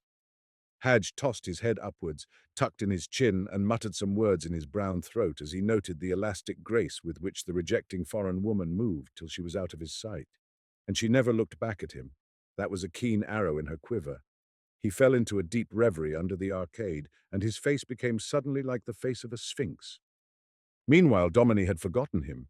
She had turned to the left down a small street in which some Indians and superior Arabs had bazaars. One of the latter came out from the shadow of his hanging rugs and embroideries as she passed, and, addressing her in a strange mixture of incorrect French and English, begged her to come in and examine his wares. She shook her head, but could not help looking at him with interest. He was the thinnest man she had ever seen, and moved and stood almost as if he were boneless. The line of his delicate and yet arbitrary features was fierce. His face was pitted with smallpox and marked by an old wound, evidently made by a knife which stretched from his left cheek to his forehead, ending just over the left eyebrow. The expression of his eyes was almost disgustingly intelligent. While they were fixed upon her, Domini felt as if her body were a glass box in which all her thoughts, feelings, and desires were ranged for his inspection. In his demeanor there was much that pleaded, but also something that commanded. His fingers were unnaturally long and held a small bag, and he planted himself right before her in the road. "Madame, come in, venez avec moi. Venez, venez. I have much. I will show. J'ai des choses extraordinaires. Tenez, look." He untied the mouth of the bag. Domini looked into it, expecting to see something precious, jewels perhaps. She saw only a quantity of sand, laughed, and moved to go on. She thought the Arab was an impudent fellow trying to make fun of her. "No, no, madame, do not laugh. Ce sable est du désert. Il y a des histoires là-dedans. Il y a l'histoire de madame. Come bazar, I will read for madame. What will be, what will become. I will read, I will tell. Tenez!" He stared down into the bag, and his face became suddenly stern and fixed. "Déjà, je vois des choses dans la vie de madame. Ah, mon Dieu, ah, mon Dieu." "No, no," Domini said. She had hesitated, but was now determined. "I have no time today." The man cast a quick and sly glance at her, then stared once more into the bag. "Ah, mon Dieu," he repeated. "The life to come. The life of madame. I see it in the bag." His face looked tortured. Domini walked on hurriedly. When she had got to a little distance, she glanced back. The man was standing in the middle of the road and glaring into the bag. His voice came down the street to her. Ah, mon Dieu, I see it, I see. Je vois la vie de madame, ah, mon Dieu." There was an accent of dreadful suffering in his voice. It made Domini shudder. She passed the mouth of the dancers' street. At the corner there was a large café more, and here, on rugs laid by the side of the road, numbers of Arabs were stretched, some sipping tea from glasses, some playing dominoes, some conversing, some staring calmly into vacancy, like animals drowned in a lethargic dream. A black boy ran by holding a hammered brass tray on which were some small china cups filled with thick coffee. Halfway up the street he met 3 unveiled women clad in voluminous white dresses with scarlet, yellow, and purple handkerchiefs bound over their black hair. He stopped, and the women took the cups with their henna-tinted fingers. 2 young Arabs joined them. There was a scuffle. White lumps of sugar flew up into the air. Then there was a babel of voices, a torrent of cries full of barbaric gaiety. Before it had died out of Domini's ears, she stood by the statue of Cardinal Lavigérie. Rather militant than priestly, raised high on a marble pedestal, it faced the long road which, melting at last into a faint desert track, stretched away to Tombouctou. The mitre upon the head was worn surely as if it were a helmet. The pastoral staff with its double cross was grasped as if it were a sword. Upon the lower cross was stretched a figure of the Christ in agony, and the cardinal, gazing with the eyes of an eagle out into the pathless wastes of sand that lay beyond the palm trees, seemed by his mere attitude to cry to all the myriad hordes of men the deep-bosomed Sahara mothered in her mystery and silence, "Come unto the church, come unto me." He called men in from the desert. Domini fancied his voice echoing along the sands till the worshippers of Allah and of his prophet heard it like a clarion in Tombouctou. When she reached the great hotel, the sun was just beginning to set. She drew Count Anteoni's card from her glove and rang the bell. After a long interval, a magnificent man, with the features of an Arab but a skin almost as black as a Negro, opened the door. "Can I go up the tower to see the sunset?" she asked, giving him the card. The man bowed low, escorted her through a long hall full of furniture shrouded in coverings, up a staircase, along a corridor with numbered rooms, up a second staircase and out upon a flat terraced roof, from which the tower soared high above the houses and palms of Benimora, a landmark visible half a day's journey out in the desert. A narrow spiral stair inside the tower gained the summit. "I'll go up alone," Domini said. "I shall stay some time, and I would rather not keep you." She put some money into the Arab's hand. He looked pleased, yet doubtful too, for a moment. Then he seemed to banish his hesitation and, with a deprecating smile, said something which she could not understand. She nodded intelligently to get rid of him. Already from the roof, she caught sight of a great visionary panorama glowing with color and magic. She was impatient to climb still higher into the sky, to look down on the world as an eagle does. So she turned away decisively and mounted the dark, winding stair till she reached a door. She pushed it open with some difficulty and came out into the air at a dizzy height, shutting the door forcibly behind her with an energetic movement of her strong arms. The top of the tower was small and square and guarded by a white parapet breast high. In the center of it rose the outer walls and the ceiling of the top of the staircase, which prevented a person standing on one side of the tower from seeing anybody who was standing at the opposite side. There was just sufficient space between parapet and staircase wall for two people to pass with difficulty and maneuvering. But Domini was not concerned with such trivial details as she would have thought them had she thought of them. Directly she had shut the little door and felt herself alone, alone as an eagle in the sky. She took the step forward that brought her to the parapet, leaned her arms on it, looked out, and was lost in a passion of contemplation. At first she did not discern any of the multitudinous minutiae in the great evening vision beneath and around her. She only felt conscious of depth, height, space, color, mystery, calm. She did not measure, she did not differentiate. She simply stood there leaning lightly on the snowy plasterwork and experienced something that she had never experienced before, that she had never imagined. It was scarcely vivid, for in everything that is vivid there seems to be something small, the point to which wonders converge, the intense spark to which many fires have given themselves as food, the drop which contains the murmuring force of innumerable rivers. It was more than vivid. It was reliantly dim, as is that pulse of life which is heard through and above the crash of generations and centuries falling downwards into the abyss. That persistent, enduring heartbeat, indifferent in its mystical regularity, that ignores and triumphs, and never grows louder nor diminishes, inexorably calm, inexorably steady, undefeated, more, utterly unaffected by unnumbered millions of tragedies and deaths. Many sounds rose from far down beneath the tower, but at first Domini did not hear them. She was only aware of an immense, living silence, a silence flowing beneath, around and above her in dumb, invisible waves. Circles of rest and peace, cool and serene, widened as circles in a pool towards the unseen limits of the satisfied world, limits lost in the hidden regions beyond the misty purple magic where sky and desert met. And she felt as if her brain, ceaselessly at work from its birth, her heart, unresting hitherto in a commotion of desires, her soul, an eternal flutter of anxious, passionate wings, folded themselves together gently like the petals of roses when a summer night comes into a garden. She was not conscious that she breathed while she stood there.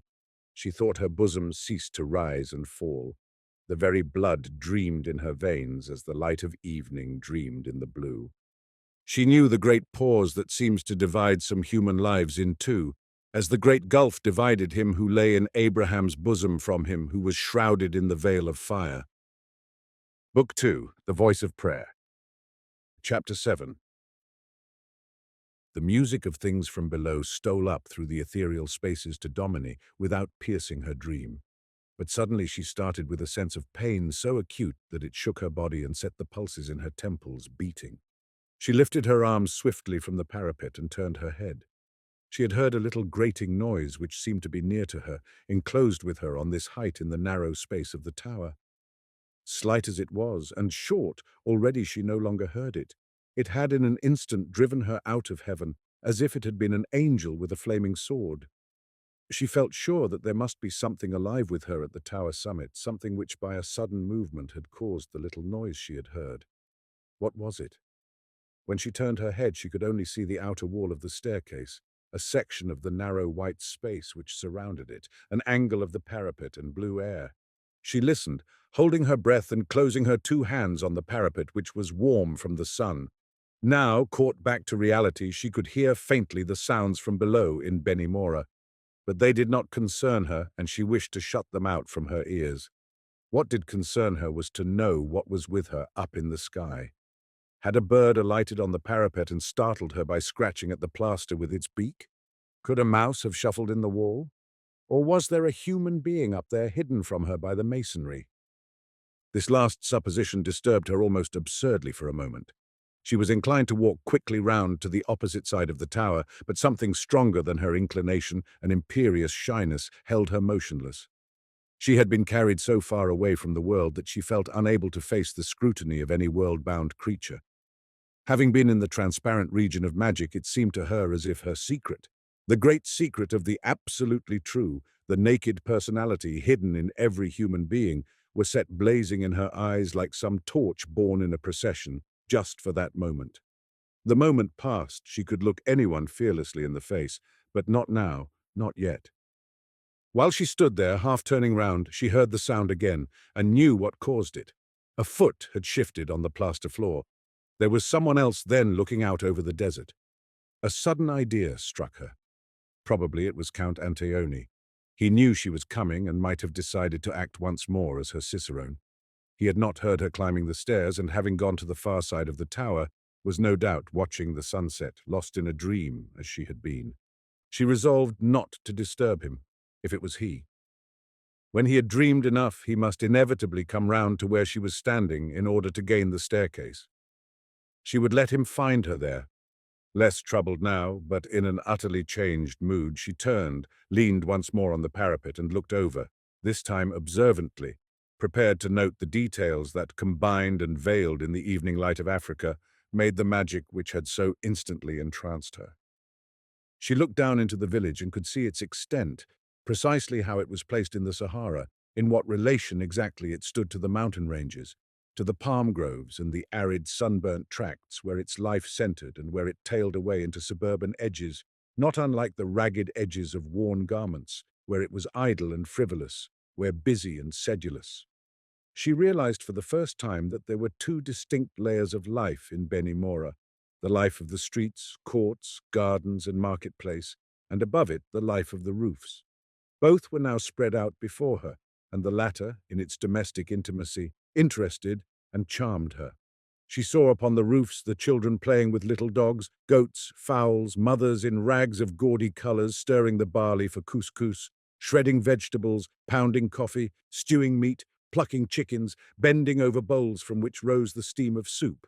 Small girls, seated in dusty corners, solemnly winding wool on sticks, and pausing now and then to squeak to distant members of the home circle, or to smell at flowers laid beside them as solace to their industry. An old grandmother rocked and kissed a naked baby with a potbelly.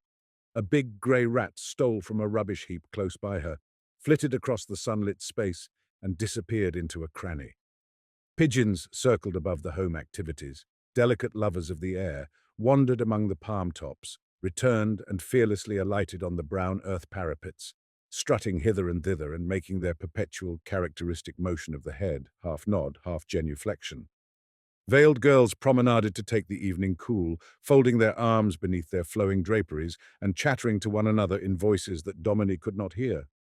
More close at hand, certain roofs in the dancers' street revealed luxurious sofas on which painted houris were lolling in sinuous attitudes, or were posed with a stiffness of idols, little tables set with coffee cups, others round which were gathered zouaves intent on card games, but ever ready to pause for a caress or for some jesting absurdity with the women who squatted beside them. Some men, dressed like girls, went to and fro, serving the dancers with sweetmeats and with cigarettes, their beards flowing down with a grotesque effect over their dresses of embroidered muslin, their hairy arms emerging from hanging sleeves of silk. A Negro boy sat holding a tom-tom between his bare knees and beating it with supple hands, and a Jewess performed the stomach dance, waving two handkerchiefs stained red and purple, and singing in a loud and barbarous contralto voice which Domini could hear but very faintly. The card players stopped their game and watched her, and Domini watched too. For the first time, and from this immense height, she saw this universal dance of the East, the doll-like figure, fantastically dwarfed, waving its tiny hands, wriggling its minute body, turning about like a little top, strutting and bending, while the soldiers, small almost from here as toys taken out of a box, assumed attitudes of deep attention as they leaned upon the card table, stretching out their legs enveloped in balloon-like trousers. Domini thought of the recruits, now no doubt undergoing elsewhere their initiation. For a moment she seemed to see their coarse peasant faces rigid with surprise, their hanging jaws, their childish and yet sensual round eyes.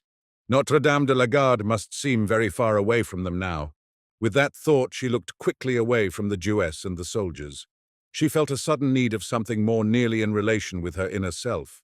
She was almost angry as she realized how deep had been her momentary interest in a scene suggestive of a license which was surely unattractive to her. Yet was it unattractive? She scarcely knew. But she knew that it had kindled in her a sudden and very strong curiosity, even a vague momentary desire that she had been born in some tent of the Ould nails. No, that was impossible. She had not felt such a desire even for an instant. She looked towards the thickets of the palms, towards the mountains full of changing, exquisite colors, towards the desert. And at once the dream began to return, and she felt as if hands slipped under her heart and uplifted it. What depths and heights were within her, what deep, dark valleys, and what mountain peaks, and how she traveled within herself, with swiftness of light, with speed of the wind. What terrors of activity she knew. Did every human being know similar terrors? The colors everywhere deepened as day failed. The desert spirits were at work. She thought of Count Anteoni again and resolved to go round to the other side of the tower. As she moved to do this, she heard once more the shifting of a foot on the plaster floor, then a step.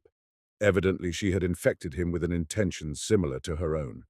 She went on, still hearing the step, turned the corner and stood face to face in the strong evening light with the traveler.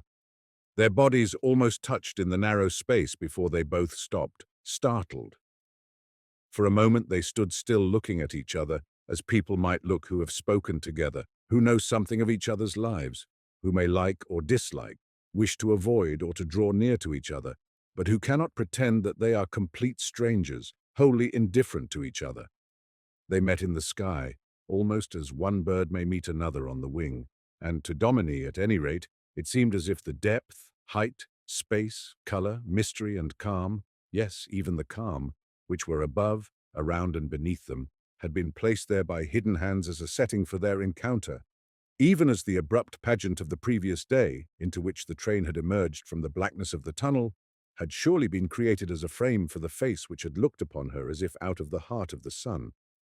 The assumption was absurd, unreasonable, yet vital. She did not combat it because she felt it too powerful for common sense to strive against. And it seemed to her that the stranger felt it too, that she saw her sensation reflected in his eyes as he stood between the parapet and the staircase wall, barring, in despite of himself, her path. The moment seemed long while they stood motionless. Then the man took off his soft hat awkwardly, yet with real politeness, and stood quickly sideways against the parapet to let her pass. She could have passed if she had brushed against him, and made a movement to do so. Then she checked herself and looked at him again as if she expected him to speak to her. His hat was still in his hand, and the light desert wind faintly stirred his short brown hair. He did not speak, but stood there crushing himself against the plasterwork with a sort of fierce timidity, as if he dreaded the touch of her skirt against him, and longed to make himself small, to shrivel up and let her go by in freedom. "Thank you," she said in French. She passed him, but was unable to do so without touching him. Her left arm was hanging down, and her bare hand knocked against the back of the hand in which he held his hat. She felt as if at that moment she touched a furnace, and she saw him shiver slightly, as over-fatigued men sometimes shiver in daylight.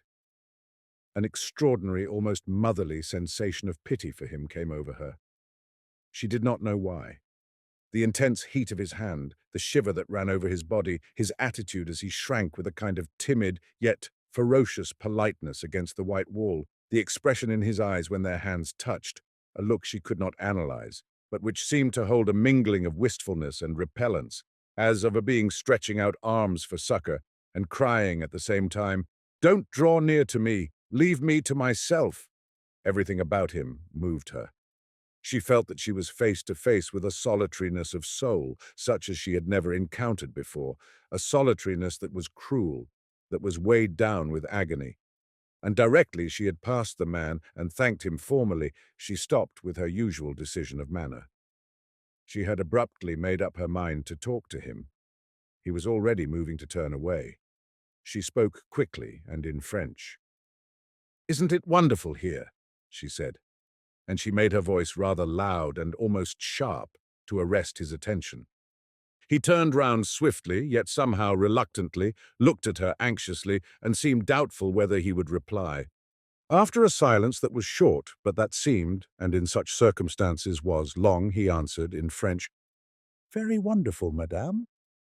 The sound of his own voice seemed to startle him. He stood as if he had heard an unusual noise which had alarmed him, and looked at Domini as if he expected that she would share in his sensation. Very quietly and deliberately, she leaned her arms again on the parapet and spoke to him once more. "We seem to be the only travelers here." The man's attitude became slightly calmer. He looked less momentary, less as if he were in haste to go, but still shy, fierce, and extraordinarily unconventional. "Yes, madame, there are not many here." After a pause, and with an uncertain accent, he added, "Pardon, madame, for yesterday." There was a sudden simplicity, almost like that of a child, in the sound of his voice as he said that.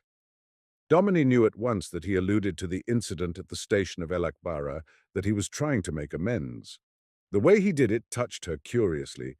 She felt inclined to stretch out her hand to him and say, "Of course, shake hands on it," almost as an honest schoolboy might, but she only answered, "I know it was only an accident. Don't think of it any more." She did not look at him. "Where money is concerned, the Arabs are very persistent," she continued. The man laid one of his brown hands on the top of the parapet. She looked at it, and it seemed to her that she had never before seen the back of a hand express so much of character, look so intense, so ardent, and so melancholy as his. "Yes, madame." He still spoke with an odd timidity, with an air of listening to his own speech as if in some strange way it were phenomenal to him. It occurred to her that possibly he had lived much in lonely places, in which his solitude had rarely been broken, and he had been forced to acquire the habit of silence. "But they are very picturesque. They look almost like some religious order when they wear their hoods. Don't you think so?" She saw the brown hand lifted from the parapet and heard her companion's feet shift on the floor of the tower. But this time he said nothing. As she could not see his hand now, she looked out again over the panorama of the evening, which was deepening in intensity with every passing moment. And immediately she was conscious of two feelings that filled her with wonder, a much stronger and sweeter sense of the African magic than she had felt till now, and the certainty that the greater force and sweetness of her feeling were caused by the fact that she had a companion in her contemplation. This was strange. An intense desire for loneliness had driven her out of Europe to this desert place, and a companion who was an utter stranger emphasized the significance, gave fiber to the beauty, intensity to the mystery of that which she looked on. It was as if the meaning of the African evening was suddenly doubled. She thought of a dice thrower who throws one die and turns up 6, then throws 2 and turns up 12, and she remained silent in her surprise. The man stood silently beside her. Afterwards, she felt as if, during this silence in the tower, some powerful and unseen being had arrived mysteriously, introduced them to one another, and mysteriously departed. The evening drew on in their silence, and the dream was deeper now. All that Domini had felt when first she approached the parapet she felt more strangely, and she grasped, with physical and mental vision, not only the whole, but the innumerable parts of that which she looked on. She saw, fancifully, the circles widen in the pool of peace, but she saw also the things that had been hidden in the pool, the beauty of dimness, the beauty of clearness, joined hands. The one and the other were, with her, like sisters. She heard the voices from below, and surely also the voices of the stars that were approaching with the night, blending harmoniously and making a music in the air. The glowing sky and the glowing mountains were as comrades, each responsive to the emotions of the other. The lights in the rocky clefts had messages for the shadowy moon, and the palm trees for the thin, fire-tipped clouds about the west. Far off, the misty purple of the desert drew surely closer, like a mother coming to fold her children in her arms. The Jewess still danced upon the roof to the watching Zouaves, but now there was something mystic in her tiny movements, which no longer roused in Domini any furtive desire not really inherent in her nature. There was something beautiful in everything seen from this altitude in this wondrous evening light. Presently, without turning to her companion, she said, "Could anything look ugly in Benimora from here at this hour, do you think?" Again there was the silence that seemed characteristic of this man before he spoke, as if speech were very difficult to him. "I believe not, madame. Even that woman down there on that roof looks graceful, the one dancing for those soldiers." He did not answer. She glanced at him and pointed. "Down there, do you see?" She noticed that he did not follow her hand and that his face became stern. He kept his eyes fixed on the trees of the Garden of the Gazelles, near Cardinal Lavigeri's statue, and replied, "Yes, madam."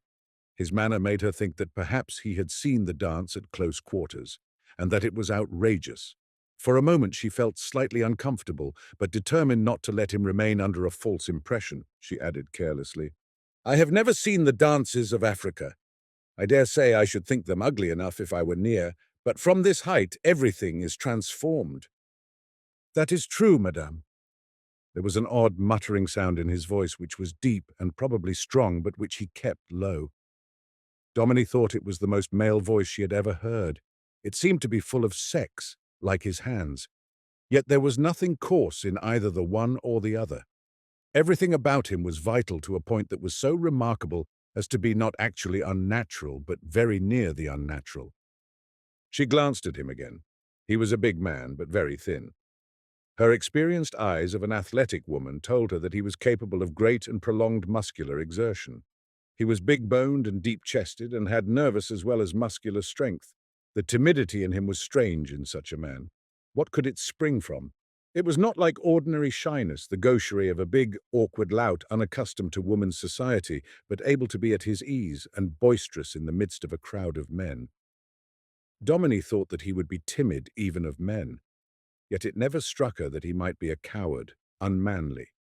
Such a quality would have sickened her at once, and she knew she would have at once divined it. He did not hold himself very well, but was inclined to stoop and to keep his head low, as if he were in the habit of looking much on the ground.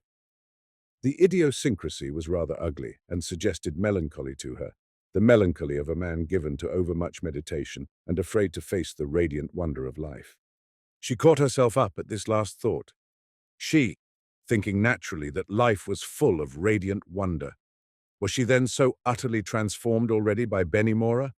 Or had the thought come to her because she stood side by side with someone whose sorrows had been unfathomably deeper than her own, and so who, all unconsciously, gave her a knowledge of her own, till then unsuspected, hopefulness? She looked at her companion again.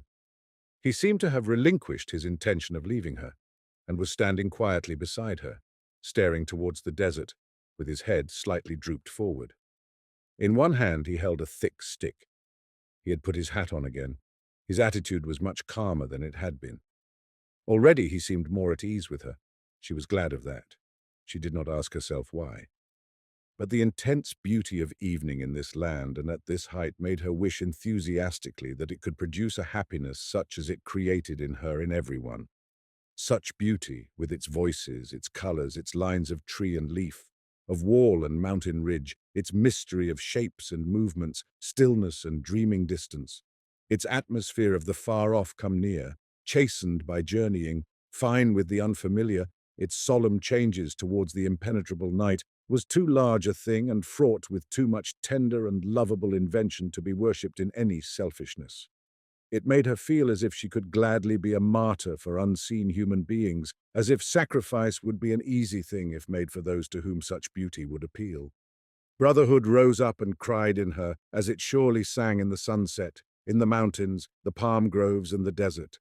The flame above the hills, their purple outline, the moving, feathery trees, dark under the rose-colored glory of the west, and most of all the immeasurably remote horizons, each moment more strange and more eternal, made her long to make this harsh stranger happy.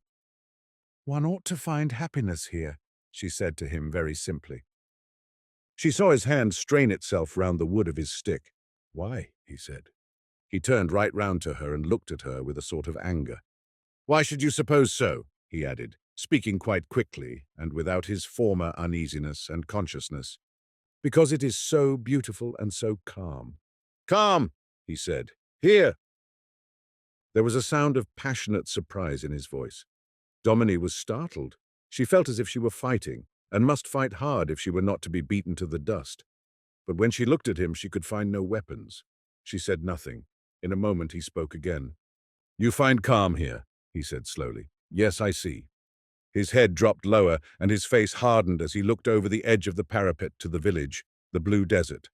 Then he lifted his eyes to the mountains and the clear sky and the shadowy moon. Each element in the evening scene was examined with a fierce, painful scrutiny, as if he was resolved to wring from each its secret. "Why, yes," he added in a low, muttering voice full of a sort of terrified surprise. "It is so. You are right. Why, yes, it is calm here." He spoke like a man who had been suddenly convinced, beyond power of further unbelief, of something he had never suspected, never dreamed of, and the conviction seemed to be bitter to him, even alarming. "But away out there must be the real home of peace, I think," Domini said. "Where?" said the man quickly. She pointed towards the south. "In the depths of the desert," she said. "Far away from civilization, far away from modern men and modern women and all the noisy trifles we are accustomed to." He looked towards the south eagerly. In everything he did there was a flame-like intensity, as if he could not perform an ordinary action or turn his eyes upon any object without calling up in his mind or heart a violence of thought or of feeling. "You think it. You think there would be peace out there, far away in the desert," he said, and his face relaxed slightly, as if in obedience to some thought not wholly sad. "It may be fanciful," she replied, "but I think there must. Surely nature has not a lying face." He was still gazing towards the south, from which the night was slowly emerging, a traveler through a mist of blue. He seemed to be held fascinated by the desert, which was fading away gently, like a mystery which had drawn near to the light of revelation, but which was now slipping back into an underworld of magic. He bent forward as one who watches a departure in which he longs to share, and Domini felt sure that he had forgotten her. She felt, too, that this man was gripped by the desert influence more fiercely even than she was, and that he must have a stronger imagination, a greater force of projection even than she had. Where she bore a taper, he lifted a blazing torch. A roar of drums rose up immediately beneath them. From the Negro village emerged a ragged procession of thick-lipped men and singing, capering women tricked out in scarlet and yellow shawls, headed by a male dancer clad in the skins of jackals, and decorated with mirrors, camels' skulls, and chains of animals' teeth.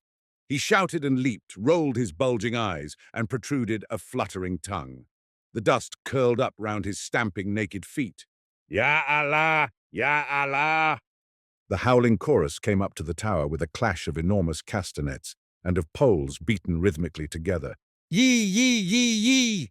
went the shrill voices of the women. The cloud of dust increased, enveloping the lower part of the procession, till the black heads and waving arms emerged as if from a maelstrom. The thunder of the drums was like the thunder of a cataract, in which the singers, disappearing towards the village, seemed to be swept away. The man at Domini's side raised himself up with a jerk, and all the former fierce timidity and consciousness came back to his face. He turned round, pulled open the door behind him, and took off his hat. "Excuse me, madame," he said. "Bonsoir." "I am coming too," Domini answered. He looked uncomfortable and anxious, hesitated, then, as if driven to do it in spite of himself, plunged downward through the narrow doorway of the tower into the darkness. Domini waited for a moment, listening to the heavy sound of his tread on the wooden stairs. She frowned till her thick eyebrows nearly met, and the corners of her lips turned down. Then she followed slowly. When she was on the stairs and the footsteps died away below her, She fully realized that for the first time in her life, a man had insulted her. Her face felt suddenly very hot and her lips very dry, and she longed to use her physical strength in a way not wholly feminine. In the hall, among the shrouded furniture, she met the smiling doorkeeper. She stopped. "Did the gentleman who has just gone out give you his card?" she said abruptly. The Arab assumed a fawning, servile expression. "No, madame, but he is a very good gentleman, and I know well that Monsieur the Count—" Domini cut him short. "Of what nationality is he?" "Monsieur the Count, madame." "No, no." "The gentleman? I do not know, but he can speak Arabic. Oh, he is a very nice—" "Bonsoir," said Domini, giving him a franc. When she was out on the road in front of the hotel, she saw the stranger striding along in the distance at the tail of the Negro procession. The dust stirred up by the dancers whirled about him. Several small Negroes skipped round him, doubtless making eager demands upon his generosity. He seemed to take no notice of them, and as she watched him, Domini was reminded of his retreat from the praying Arab in the desert that morning. "Is he afraid of women as he is afraid of prayer?" she thought, and suddenly the sense of humiliation and anger left her, and was succeeded by a powerful curiosity such as she had never felt before about anyone. She realized that this curiosity had dawned in her almost at the first moment when she saw the stranger, and had been growing ever since. One circumstance after another had increased it till now it was definite, concrete. She wondered that she did not feel ashamed of such a feeling so unusual in her, and surely unworthy, like a prying thing. Of all her old indifference, that side which confronted people had always been the most sturdy, the most solidly built. Without affectation, she had been a profoundly incurious woman as to the lives and the concerns of others, even of those whom she knew best and was supposed to care for most. Her nature had been essentially languid in human intercourse. The excitements, troubles, even the passions of others had generally stirred her no more than a distant puppet show stirs an absent-minded passer in the street. In Africa, it seemed that her whole nature had been either violently renewed or even changed. She could not tell which. But this strong stirring of curiosity would, she believed, have been impossible in the woman she had been but a week ago, the woman who travelled to Marseille, dulled, ignorant of herself, longing for change. Perhaps instead of being angry, she ought to welcome it as a symptom of the recreation she longed for. While she changed her gown for dinner that night, she debated within herself how she would treat her fellow guest when she met him in the salle à manger. She ought to cut him after what had occurred, she supposed. Then it seemed to her that to do so would be undignified, and would give him the impression that he had the power to offend her. She resolved to bow to him if they met face to face. Just before she went downstairs, she realized how vehement her internal debate had been, and was astonished. Suzanne was putting away something in a drawer, bending down and stretching out her plump arms. "Suzanne," Domini said. "Yes, mademoiselle." "How long have you been with me?" "3 years, mademoiselle." The maid shut the drawer and turned round, fixing her shallow blue-grey eyes on her mistress, and standing as if she were ready to be photographed. "Would you say that I am the same sort of person today as I was 3 years ago?" Suzanne looked like a cat that has been startled by a sudden noise. "The same, mademoiselle?" "Yes. Do you think I have altered in that time?" Suzanne considered the question with her head slightly on one side. "Only here, mademoiselle," she replied at length. "Here," said Domini rather eagerly. "Why, I have only been here 26 hours. "That is true, but mademoiselle looks as if she had a little life here, a little emotion. Mon Dieu, mademoiselle will pardon me, but what is a woman who feels no emotion? A packet. Is it not so, mademoiselle?" "Well, but what is there to be emotional about here?" Suzanne looked vaguely crafty.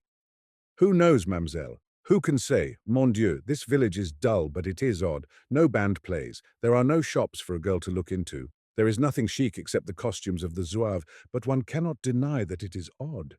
When mademoiselle was away this afternoon in the tower, Monsieur Helmuth— Who is that?" "The monsieur who accompanies the omnibus to the station. Monsieur Helmuth was polite enough to escort me through the village. Mon Dieu, mademoiselle, I said to myself, anything might occur here." "Anything? What do you mean?" But Suzanne did not seem to know.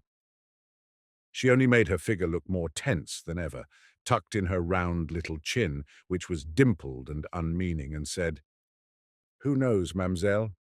This village is dull, that is true, but it is odd. One does not find oneself in such places every day. Domini could not help laughing at these Delphic utterances, but she went downstairs thoughtfully. She knew Suzanne's practical spirit. Till now the maid had never shown any capacity of imagination. Benimora was certainly beginning to mould her nature into a slightly different shape. And Domini seemed to see an Eastern potter at work, squatting in the sun, and with long and delicate fingers changing the outline of the statuette of a woman, modifying a curve here, an angle there, till the clay began to show another woman, but with, as it were, the shadow of the former one lurking behind the new personality. The stranger was not at dinner. His table was laid, and Domini sat expecting each moment to hear the shuffling tread of his heavy boots on the wooden floor. When he did not come, she thought she was glad. After dinner, she spoke for a moment to the priest and then went upstairs to the veranda to take coffee. She found Batouche there. He had renounced his determined air, and his café au lait countenance and huge body expressed enduring pathos, as of an injured, patient creature laid out for the trampling of Domini's cruel feet. "Well," she said, sitting down by the basket table. "Well, madame?" He sighed and looked on the ground, lifted one white-socked foot, removed its yellow slipper, shook out a tiny stone from the slipper and put it on again, slowly, gracefully, and very sadly. Then he pulled the white sock up with both hands and glanced at Domini out of the corners of his eyes. "What's the matter?" Madame does not care to see the dances of Benimora, to hear the music, to listen to the storyteller, to enter the café of El Hajj where Ahmed sings to the keef smokers, or to witness the beautiful religious ecstasies of the dervishes from Umach. Therefore I come to bid Madame respectfully good night and to take my departure. He threw his burnous over his left shoulder with a sudden gesture of despair that was full of exaggeration. Domini smiled. "You've been very good today," she said. "I am always good, madame. I am of a serious disposition. Not one keeps Ramadan as I do. I am sure of it. Go downstairs and wait for me under the arcade." Batouche's large face became suddenly a rendezvous of all the gaieties. "Madame is coming out tonight?" "Presently. Be in the arcade." He swept away with the ample magnificence of joyous bearing and movement that was like a loud Te Deum. "Suzanne, Suzanne." Domini had finished her coffee. "Mademoiselle," answered Suzanne, appearing. "Would you like to come out with me tonight?" "Mademoiselle is going out?" "Yes, to see the village by night." Suzanne looked irresolute. Craven fear and curiosity fought a battle within her, as was evident by the expressions that came and went in her face before she answered. "Shall we not be murdered, mademoiselle? And are there interesting things to see?" "There are interesting things to see, dancers, singers, keef smokers, but if you're afraid, don't come." "Dancers, mademoiselle, but the Arabs carry knives. And is there singing? I should not like mademoiselle to go without me, but—" "Come and protect me from the knives, then. Bring my jacket, anyone. I don't suppose I shall put it on." As she spoke, the distant tom-toms began. Suzanne started nervously and looked at Domini with sincere apprehension. "We had better not go, mademoiselle. It is not safe out here. Men who make a noise like that would not respect us." "I like it." "That sound? But it is always the same, and there is no music in it." "Perhaps there is more in it than music. The jacket?" Suzanne went gingerly to fetch it. The faint cry of the African hautboy rose up above the tom-toms. The evening fete was beginning. Tonight, Domini felt that she must go to the distant music and learn to understand its meaning, not only for herself, but for those who made it and danced to it night after night. It stirred her imagination and made her in love with mystery, and anxious at least to steal to the very threshold of the barbarous world. Did it stir those who had had it in their ears ever since they were naked, sunburned babies rolling in the hot sun of the Sahara? Could it seem as ordinary to them as the cold uproar of the piano organ to the urchins of Whitechapel, or the whine of the fiddle to the peasants of Touraine where Suzanne was born? She wanted to know. Suzanne returned with the jacket. She still looked apprehensive, but she had put on her hat and fastened a sprig of red geranium in the front of her black gown. The curiosity was in the ascendant. "We are not going quite alone, mademoiselle." "No, Batouche will protect us." Suzanne breathed a furtive sigh. The poet was in the white arcade with Hadj, who looked both wicked and deplorable, and had a shabby air, in marked contrast to Batuche's ostentatious triumph. Domini felt quite sorry for him. "You come with us too," she said. Hadj squared his shoulders and instantly looked vivacious and almost smart, but an undecided expression came into his face. "Where is Madame going?" "To see the village." Batouche shot a glance at Hadj and smiled unpleasantly. "I will come with Madame." Batouche still smiled. "We are going to the Ould Nails," he said significantly to Hadj. I will come." They set out. Suzanne looked gently at the poet's legs and seemed comforted. "Take great care of Mademoiselle Suzanne," Domini said to the poet. "She is a little nervous in the dark." "Mademoiselle Suzanne is like the first day after the fast of Ramadan," replied the poet majestically. "No one would harm her were she to wander alone to Tombouctou." The prospect drew from Suzanne a startled gulp. Batouche placed himself tenderly at her side, and they set out, Domini walking behind with Hadj. Chapter 8. The village was full of the wan presage of the coming of the moon. The night was very still and very warm. As they skirted the long gardens, Domini saw a light in the priest's house. It made her wonder how he passed his solitary evenings when he went home from the hotel, and she fancied him sitting in some plainly furnished little room with boo-boos and a few books, smoking a pipe and thinking sadly of the white fathers of Africa and of his frustrated desire for complete renunciation. With this last thought blended the still remote sound of the hautboy. It suggested anything rather than renunciation, mysterious melancholy, successor to passion, the cry of longing, the wail of the unknown that draws some men and women to splendid follies and to ardent pilgrimages whose goal is the mirage. Hadj was talking in a low voice, but Domini did not listen to him. She was vaguely aware that he was abusing Batouche, saying that he was a liar, inclined to theft, a keef smoker, and in a general way steeped to the lips in crime. But the moon was rising. The distant music was becoming more distinct. She could not listen to Hadj. As they turned into the street of the San Divina, the first ray of the moon fell on the white road. Far away at the end of the street, Domini could see the black foliage of the trees in the gazelle's garden, and beyond, to the left, a dimness of shadowy palms at the desert edge. The desert itself was not visible. Two Arabs passed, shrouded in burnouses with the hoods drawn up over their heads. Only their black beards could be seen. They were talking violently and waving their arms. Suzanne shuddered and drew close to the poet. Her plump face worked, and she glanced appealingly at her mistress. But Domini was not thinking of her, or of violence or danger. The sound of the tom-toms and hautboys seemed suddenly much louder now that the moon began to shine, making a whiteness among the white houses of the village, the white robes of the inhabitants, a greater whiteness on the white road that lay before them. And she was thinking that the moon whiteness of Benimora was more passionate than pure, more like the blanched face of a lover than the cool, pale cheek of a virgin. There was excitement in it, suggestion greater even than the suggestion of the tremendous colored scenes of the evening that preceded such a night. And she mused of white heat and of what it means, the white heat of the brain blazing with thoughts that govern, the white heat of the heart blazing with emotions that make such thoughts seem cold. She had never known either. Was she incapable of knowing them? Could she imagine them till there was physical heat in her body if she was incapable of knowing them? Suzanne and the two Arabs were distant shadows to her when that first moon ray touched their feet. The passion of the night began to burn her, and she thought she would like to take her soul and hold it out to the white flame. As they passed the San Divina's house, Domini saw his spectral figure standing under the yellow light of the hanging lantern in the middle of his carpet shop, which was lined from floor to ceiling with dull red embroideries and dim with the fumes of an incense brazier. He was talking to a little boy, but keeping a wary eye on the street, and he came out quickly, beckoning with his long hands and calling softly, in a half-chuckling and yet authoritative voice, "Venez, madame, venez, come, come!" Suzanne seized Domini's arm. "Not tonight," Domini called out. "Yes, madame, tonight. The vie of madame is there in the sand tonight. Je la vois, je la vois. C'est là dans le sable tonight." The moonlight showed the wound on his face. Suzanne uttered a cry and hid her eyes with her hands. They went on towards the trees. Hadj walked with hesitation. "How loud the music is getting," Domini said to him. "It will deafen Madame's ears if she gets nearer," said Hadj eagerly.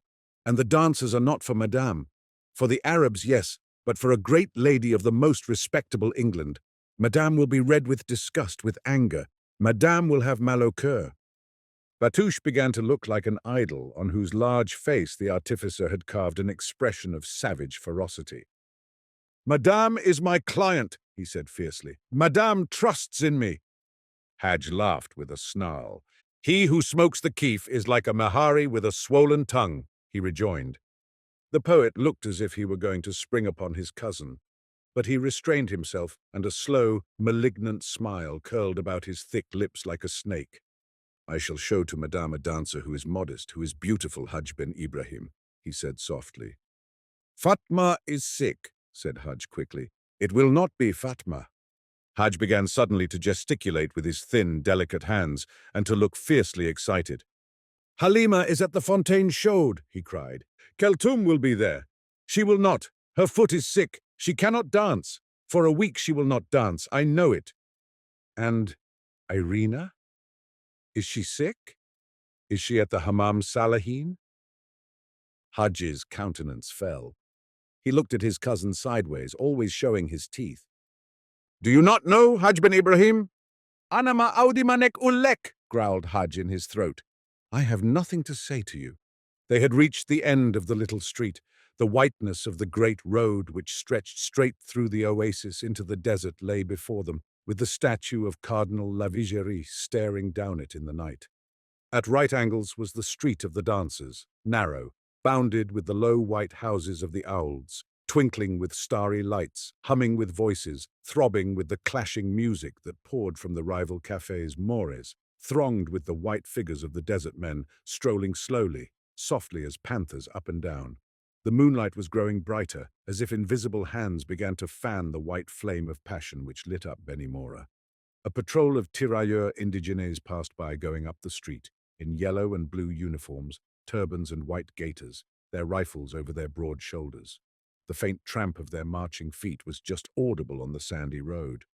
"Hadj can go home if he's afraid of anything in the dancing street," said Domini, rather maliciously. "Let us follow the soldiers." Hadj started as if he had been stung, and looked at Domini as if he would like to strangle her. "I am afraid of nothing," he exclaimed proudly. "Madame does not know Hajj ben Ibrahim."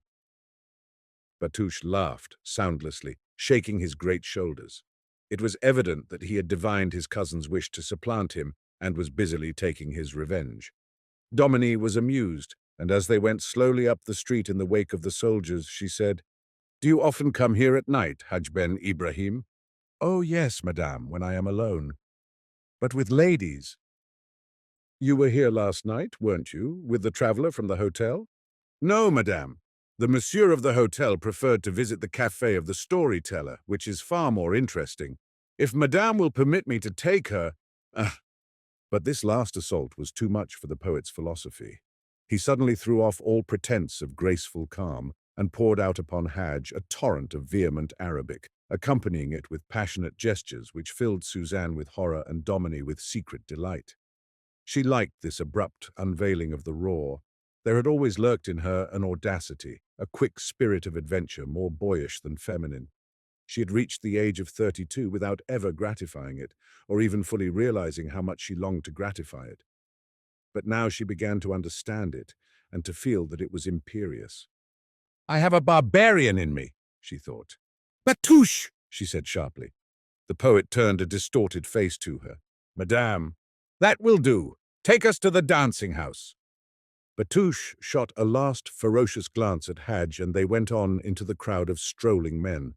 The little street, bright with the lamps of the small houses, from which projected wooden balconies painted in gay colors and with the glowing radiance of the moon, was mysterious despite its gaiety, its obvious dedication to the cult of pleasure. Alive with the shrieking sounds of music, the movement and the murmur of desert humanity made it almost solemn. This crowd of boys and men, robed in white from head to heel, preserved a serious grace in its vivacity, suggested, besides a dignified barbarity, a mingling of angel, monk, and nocturnal spirit. In the distance of the moonbeams, gliding slowly over the dusty road with slippered feet, There was something soft and radiant in their moving whiteness. Nearer, their pointed hoods made them monastical as a procession stealing from a range of cells to chant a midnight mass. In the shadowy dusk of the tiny side alleys, they were like wandering ghosts intent on unholy errands or returning to the graveyard. On some of the balconies, painted girls were leaning and smoking cigarettes. Before each of the lighted doorways from which the shrill noise of music came, small, intent crowds were gathered, watching the performance that was going on inside. The robes of the Arabs brushed against the skirts of Domini and Suzanne, and eyes stared at them from every side, with a scrutiny that was less impudent than seriously bold. "Madam!" Hadji's thin hand was pulling Domini's sleeve. "Well, what is it?" "This is the best dancing house. The children dance here." Domini's height enabled her to peer over the shoulders of those gathered before the door, and in the lighted distance of a white-walled room, painted with figures of soldiers and Arab chiefs, she saw a small wriggling figure between two rows of squatting men, two baby hands waving colored handkerchiefs, two little feet tapping vigorously upon an earthen floor. For background, a divan crowded with women and musicians, with inflated cheeks and squinting eyes. She stood for a moment to look, then she turned away. There was an expression of disgust in her eyes. "No, I don't want to see children," she said. "That's too—" She glanced at her escort and did not finish. "I know," said Batouche. "Madame wishes for the real owls." He led them across the street. Hadj followed reluctantly. Before going into this second dancing house, Domini stopped again to see from outside what it was like, but only for an instant. Then a brightness came into her eyes, an eager look. "Yes, take me in here," she said. Batouche laughed softly, and Hadj uttered a word below his breath. "Madame will see Irena here," said Batouche, pushing the watching Arabs unceremoniously away. Domini did not answer. Her eyes were fixed on a man who was sitting in a corner far up the room, bending forward and staring intently at a woman who was in the act of stepping down from a raised platform decorated with lamps and small bunches of flowers in earthen pots. "I wish to sit quite near the door," she whispered to Batouche as they went in. "But it is much better." "Do what I tell you," she said. "The left side of the room." Hadj looked a little happier. Suzanne was clinging to his arm. He smiled at her with something of mischief, but he took care, when a place was cleared on a bench for their party, to sit down at the end next the door, and he cast an anxious glance towards the platform where the dancing girls attached to the cafe sat in a row, hunched up against the bare wall, waiting their turn to perform. Then suddenly he shook his head, tucked in his chin, and laughed. His whole face was transformed from craven fear to vivacious rascality. While he laughed, he looked at Batouche, who was ordering 4 cups of coffee from the Negro attendant. The poet took no notice. For the moment he was intent upon his professional duties. But when the coffee was brought and set upon a round wooden stool between 2 bunches of roses, he had time to note Hadji's sudden gaiety and to realize its meaning. Instantly he spoke to the Negro in a low voice. Hadj stopped laughing. The Negro sped away and returned with the proprietor of the cafe, a stout Kabyle with a fair skin and blue eyes. Batouche lowered his voice to a guttural whisper and spoke in Arabic, while Hadj, shifting uneasily on the end seat, glanced at him sideways out of his almond-shaped eyes. Domini heard the name Irina and guessed that Batouche was asking the cabal to send for her and make her dance. She could not help being amused for a moment by the comedy of intrigue, complacently malignant on both sides, that was being played by the 2 cousins, but the moment passed and left her engrossed, absorbed, and not merely by the novelty of the surroundings, by the strangeness of the women, of their costumes, and of their movements. She watched them, but she watched more closely, more eagerly, rather as a spy than as a spectator, one who was watching them with an intentness, a still passion, a fierce curiosity and a sort of almost helpless wonder such as she had never seen before and could never have found within herself to put at the service of any human marvel. Close to the top of the room on the right, the stranger was sitting in the midst of a mob of Arabs, whose flowing draperies almost concealed his ugly European clothes. On the wall immediately behind him was a brilliantly colored drawing of a fat owled nail leering at a French soldier, which made an unconventional background to his leaning figure and sunburnt face, in which there seemed now to be both asceticism and something so different and so powerful that it was likely, from moment to moment, to drive out the asceticism and to achieve the loneliness of all conquering things. This fighting expression made Domini think of a picture she had once seen representing a pilgrim going through a dark forest attended by his angel and his devil. The angel of the pilgrim was a weak and almost childish figure, frail, bloodless, scarcely even radiant, while the devil was lusty and bold, with a muscular body and a sensual, aquiline face which smiled craftily, looking at the pilgrim. There was surely a devil in the watching traveller which was pushing the angel out of him. Domini had never before seemed to see clearly the legendary battle of the human heart, but it had never before been manifested to her audaciously in the human face.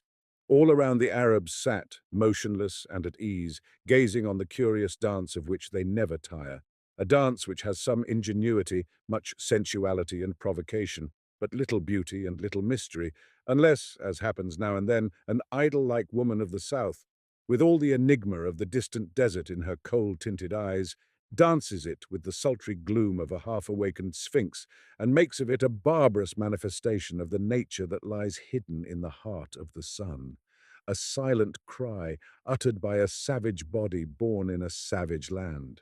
In the cafe of Taha, the Kabyle, there was at present no such woman. His beauties, huddled together on their narrow bench before a table decorated with glasses of water and sprigs of orange blossom in earthen vases, looked dull and cheerless in their gaudy clothes. Their bodies were well formed but somnolent. Their painted hands hung down like the hands of marionettes. The one who was dancing suggested Duty clad in Eastern garb and laying herself out carefully to be wicked. Her jerks and wrigglings, though violent, were inhuman, like those of a complicated piece of mechanism devised by a morbid engineer. After a glance or two at her, Domini felt that she was bored by her own agilities. Domini's wonder increased when she looked again at the traveller, for it was this dance of the ennui of the East which raised up in him this obvious battle, which drove his secret into the illumination of the hanging lamps and gave it to a woman who felt half confused, half ashamed at possessing it, and yet could not cast it away. If they both lived on, without speaking or meeting, for another half-century, Domini could never know the shape of the devil in this man, the light of the smile upon its face. The dancing woman had observed him, and presently she began slowly to wriggle towards him between the rows of Arabs, fixing her eyes upon him and parting her scarlet lips in a greedy smile. As she came on, the stranger evidently began to realize that he was her born. He had been leaning forward, but when she approached, waving her red hands, shaking her prominent breasts, and violently jerking her stomach, he sat straight up and then, as if instinctively trying to get away from her, pressed back against the wall, hiding the painting of the owled nail and the French soldier. A dark flush rose on his face, and even flooded his forehead to his low-growing hair. His eyes were full of a piteous anxiety and discomfort, and he glanced almost guiltily to right and left of him, as if he expected the hooded Arab spectators to condemn his presence there, now that the dancer drew their attention to it. The dancer noticed his confusion and seemed pleased by it, and moved to more energetic demonstrations of her art.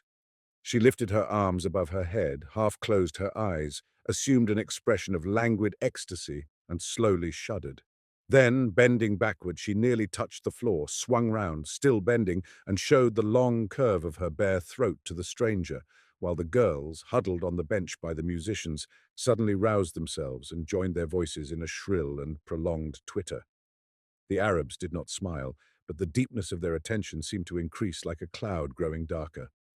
All the luminous eyes in the room were steadily fixed upon the man leaning back against the hideous picture on the wall, and the gaudy siren curved almost into an arch before him. The musicians blew their hautboys and beat their tom-toms more violently, and all things, Domini thought, were filled with a sense of climax.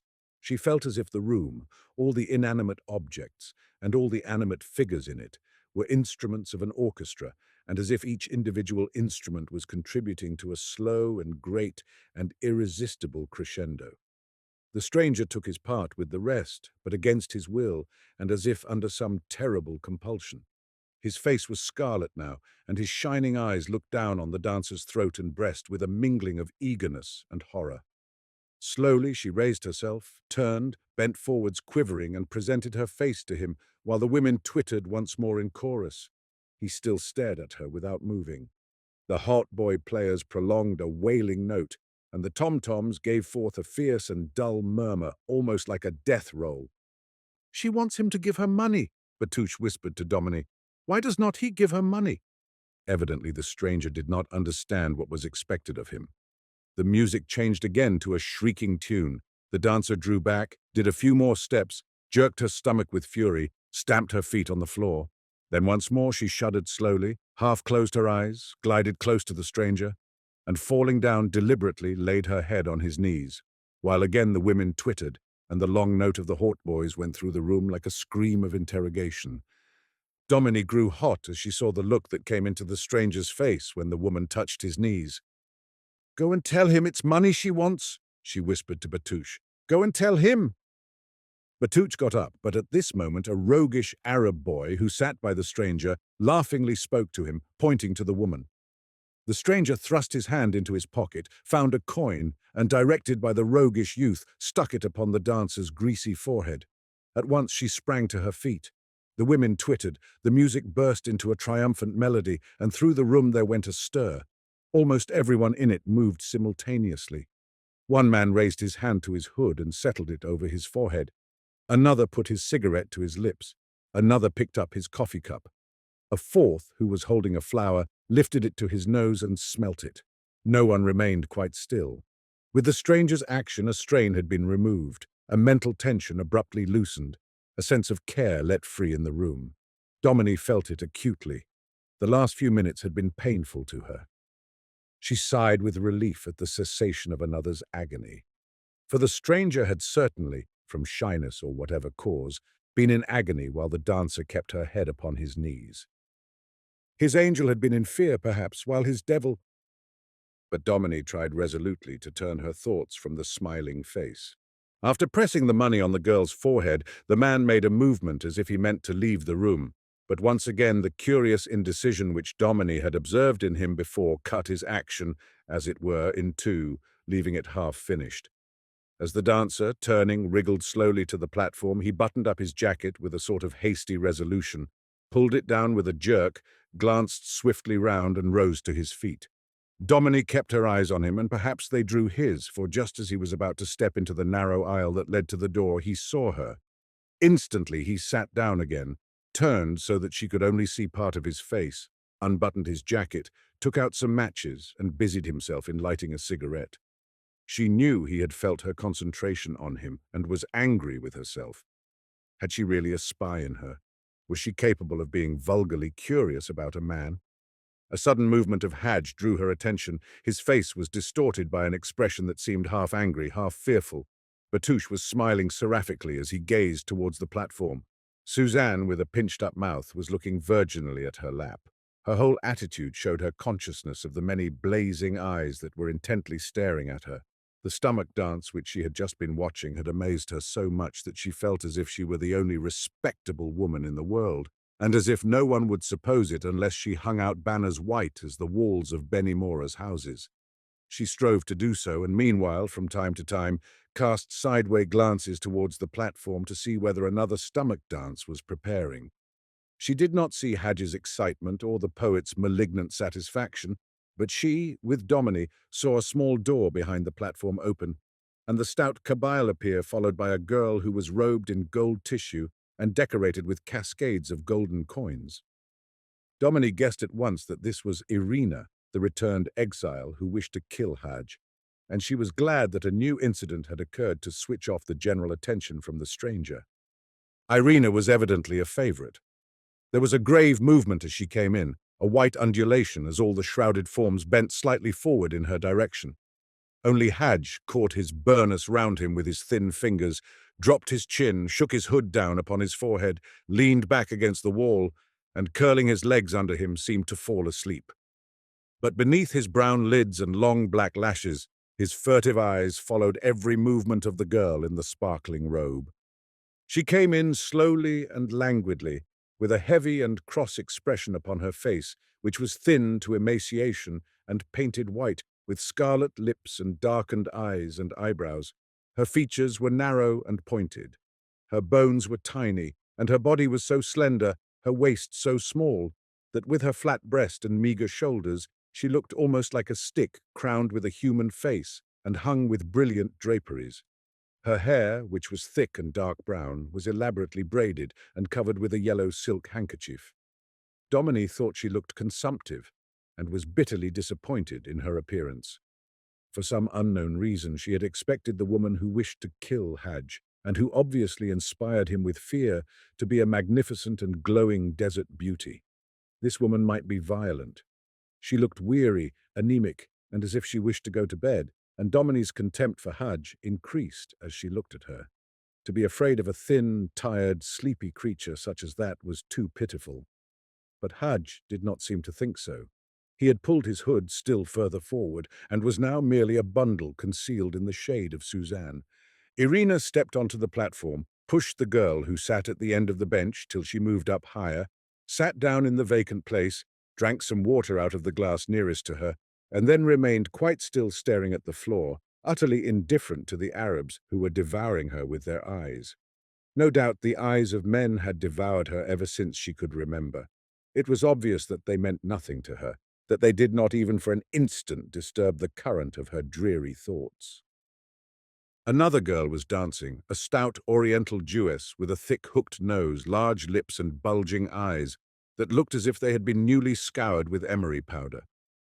While she danced, she sang, or rather shouted roughly, an extraordinary melody that suggested battle, murder, and sudden death.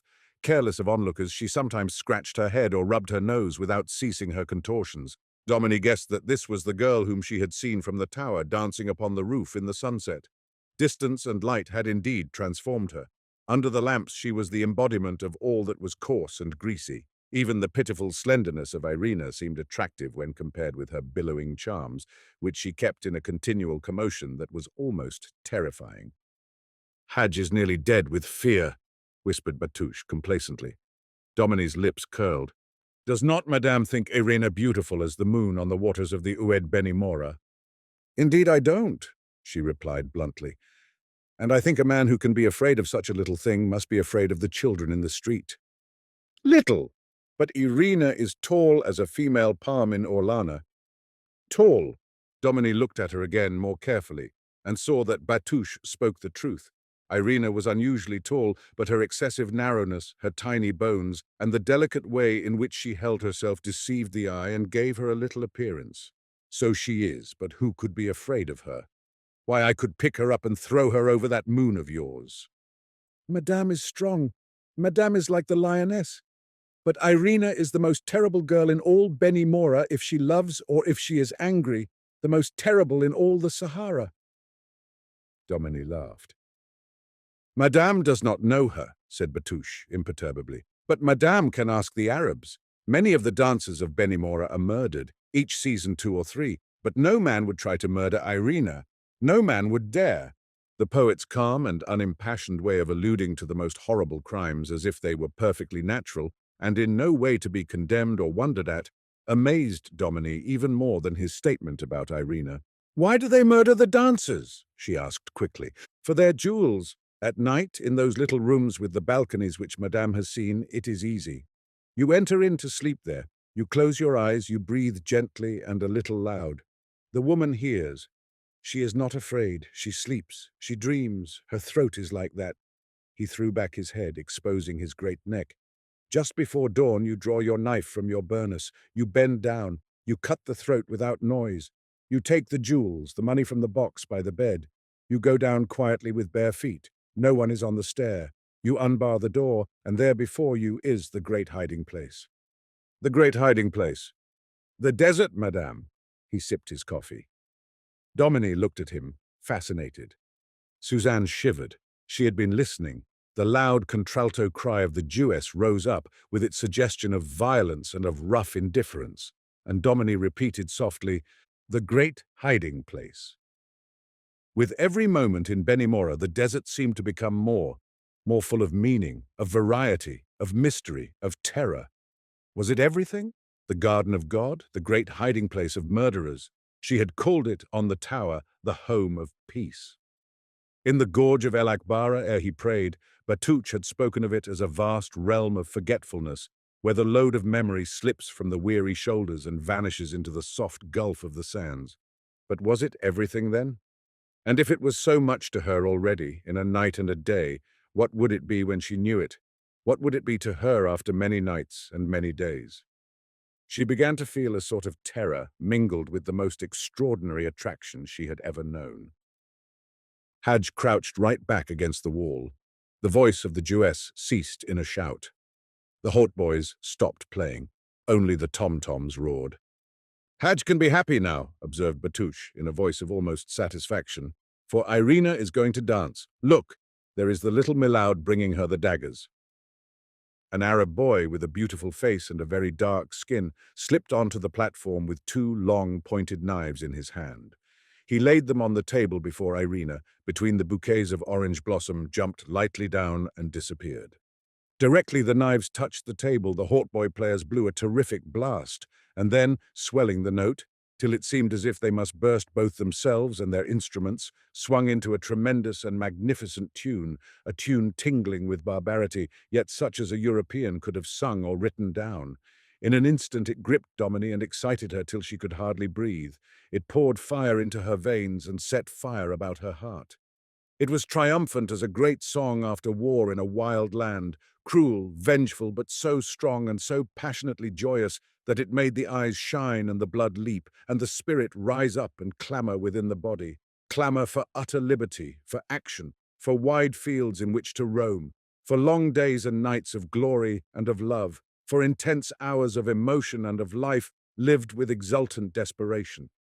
It was a melody that seemed to set the soul of creation dancing before an ark.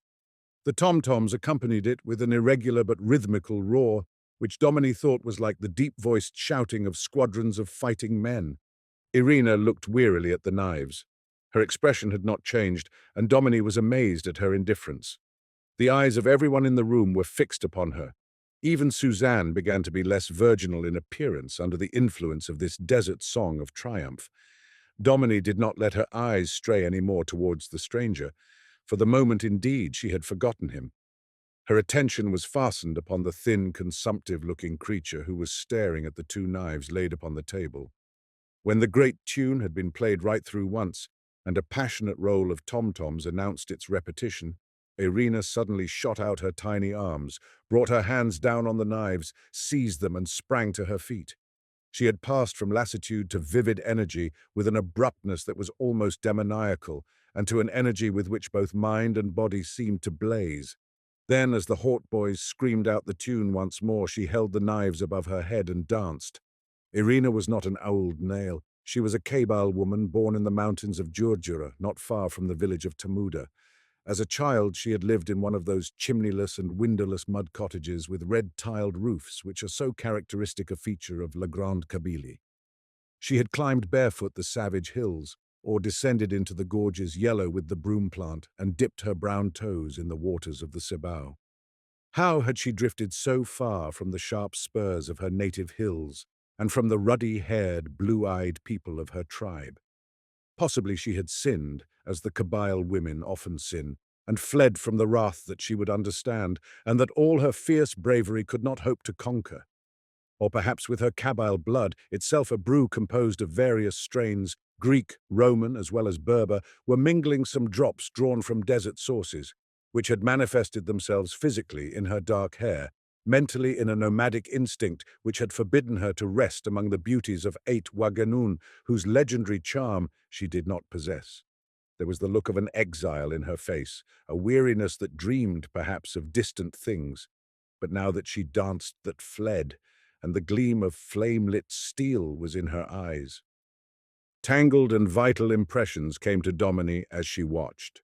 Now she saw Jael and the tent, and the nails driven into the temples of the sleeping warrior. Now she saw Medea in the moment before she tore to pieces her brother and threw the bloody fragments in Itys's path. Clytemnestra's face while Agamemnon was passing to the bath, Delilah's when Samson lay sleeping on her knee. But all these imagined faces of named women fled like sand grains on a desert wind as the dance went on, and the recurrent melody came back and back and back with a savage and glorious persistence. They were too small, too individual, and pinned the imagination down too closely. This dagger dance let in upon her a larger atmosphere in which one human being was as nothing, even a goddess or a siren prodigal of enchantments, was a little thing not without a narrow meanness of physiognomy. She looked and listened till she saw a grander procession troop by, garlanded with mystery and triumph, war as a shape with woman's eyes, night without poppies leading the stars and moon and all the vigorous dreams that must come true. Love of woman that cannot be set aside, but will govern the world from Eden to the abyss into which the nations fall to the outstretched hands of God. Death as life's leader, with a staff from which sprang blossoms red as the western sky, savage fecundity that crushes all barren things into the silent dust. And then the desert. That came in a pale cloud of sand with a pale crowd of worshippers, those who had received gifts from the desert's hands and sought for more. White-robed marabouts who had found Allah in his garden and become a guide to the faithful through all the circling years. Murderers who had gained sanctuary with barbaric jewels in their blood-stained hands, once tortured men and women who had cast away terrible recollections in the wastes among the dunes and in the treeless purple distances, and who had been granted the sweet oases of forgetfulness to dwell in. Ardent beings who had striven vainly to rest content with the world of hills and valleys, of sea-swept verges and murmuring rivers, and who had been driven by the laboring soul on and on towards the flat plains, where roll forever the golden wheels of the chariot of the sun. She saw, too, the winds that are the desert's best-loved children, health with shining eyes and a skin of bronze, passion, half fawn, half black-browed Hercules, and liberty with upraised arms, beating cymbals like monstrous spheres of fire. And she saw palm trees waving, immense palm trees in the south. It seemed to her that she travelled as far away from Benimora as she had travelled from England in coming to Benimora. She made her way towards the sun, joining the pale crowd of the desert's worshippers, and always, as she travelled, she heard the clashing of the cymbals of liberty. A conviction was born in her that fate meant her to know the desert well, strangely well, that the desert was waiting calmly for her to come to it and receive that which it had to give to her, that in the desert she would learn more of the meaning of life than she could ever learn elsewhere. It seemed to her suddenly that she understood more clearly than hitherto in what lay the intense, the overmastering and hypnotic attraction exercised already by the desert over her nature. In the desert there was, she felt it, not only light to warm the body, but light to illuminate the dark places of the soul. An almost fatalistic idea possessed her. She saw a figure, one of the messengers, standing with her beside the corpse of her father and whispering in her ear, Benimora, taking her to the map and pointing to the word there, filling her brain and heart with suggestions, till, as she had thought almost without reason and at haphazard, she chose Benimora as the place to which she would go in search of recovery, of self-knowledge. It had been preordained. The messenger had been sent. The messenger had guided her, and he would come again when the time was ripe and lead her on into the desert. She felt it. She knew it. She looked round at the Arabs. She was as much a fatalist as any one of them. She looked at the stranger. What was he? Abruptly, in her imagination, a vision rose. She gazed once more into the crowd that thronged about the desert, having received gifts at the desert's hands, and in it she saw the stranger. He was kneeling, his hands were stretched out, his head was bowed, and he was praying. And while he prayed, Liberty stood by him smiling, and her fiery symbols were like the aureoles that illumine the beautiful faces of the saints. For some reason that she could not understand, her heart began to beat fast, and she felt a burning sensation behind her eyes. She thought that this extraordinary music, that this amazing dance, excited her too much. The white bundle at Suzanne's side stirred. Irina, holding the daggers above her head, had sprung from the little platform and was dancing on the earthen floor in the midst of the Arabs. Her thin body shook convulsively in time to the music. She marked the accents with her shudders. Excitement had grown in her till she seemed to be in a feverish passion that was half exultant, half despairing, in her expression, in her movements, in the way she held herself, leaning backwards with her face looking up, her breast and neck exposed as if she offered her life, her love, and all the mysteries in her, to an imagined being who dominated her savage and ecstatic soul. There was a vivid suggestion of the two elements in passion, rapture and melancholy. In her dance, she incarnated passion whole by conveying the two halves that compose it. Her eyes were nearly closed, as a woman closes them when she has seen the lips of her lover descending upon hers, and her mouth seemed to be receiving the fiery touch of another mouth. In this moment, she was a beautiful woman because she looked like womanhood, and Domini understood why the Arabs thought her more beautiful than the other dancers. She had what they had not: genius. And genius, under whatever form, shows to the world at moments the face of Aphrodite. She came slowly nearer, and those by the platform turned round to follow her with their eyes. Hadji's hood had slipped completely down over his face, and his chin was sunk on his chest. Batouche noticed it and looked angry. But Domini had forgotten both the comedy of the two cousins and the tragedy of Irina's love for Hadj. She was completely under the fascination of this dance and of the music that accompanied it. Now that Irina was near, she was able to see that, without her genius, there would have been no beauty in her face. It was painfully thin, painfully long and haggard. Her life had written a fatal inscription across it, as their life writes upon the faces of poor street-bred children the one word, want. As they have too little, this dancing woman had had too much.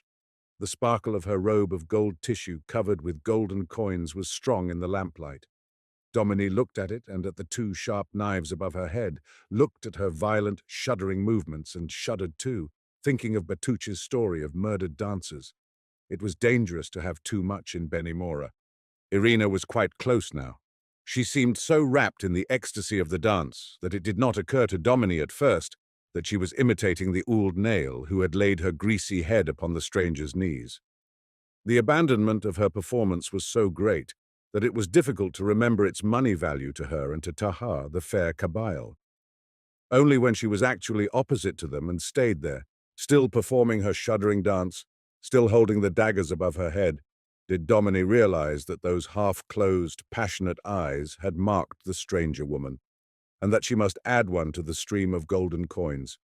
She took out her purse but did not give the money at once.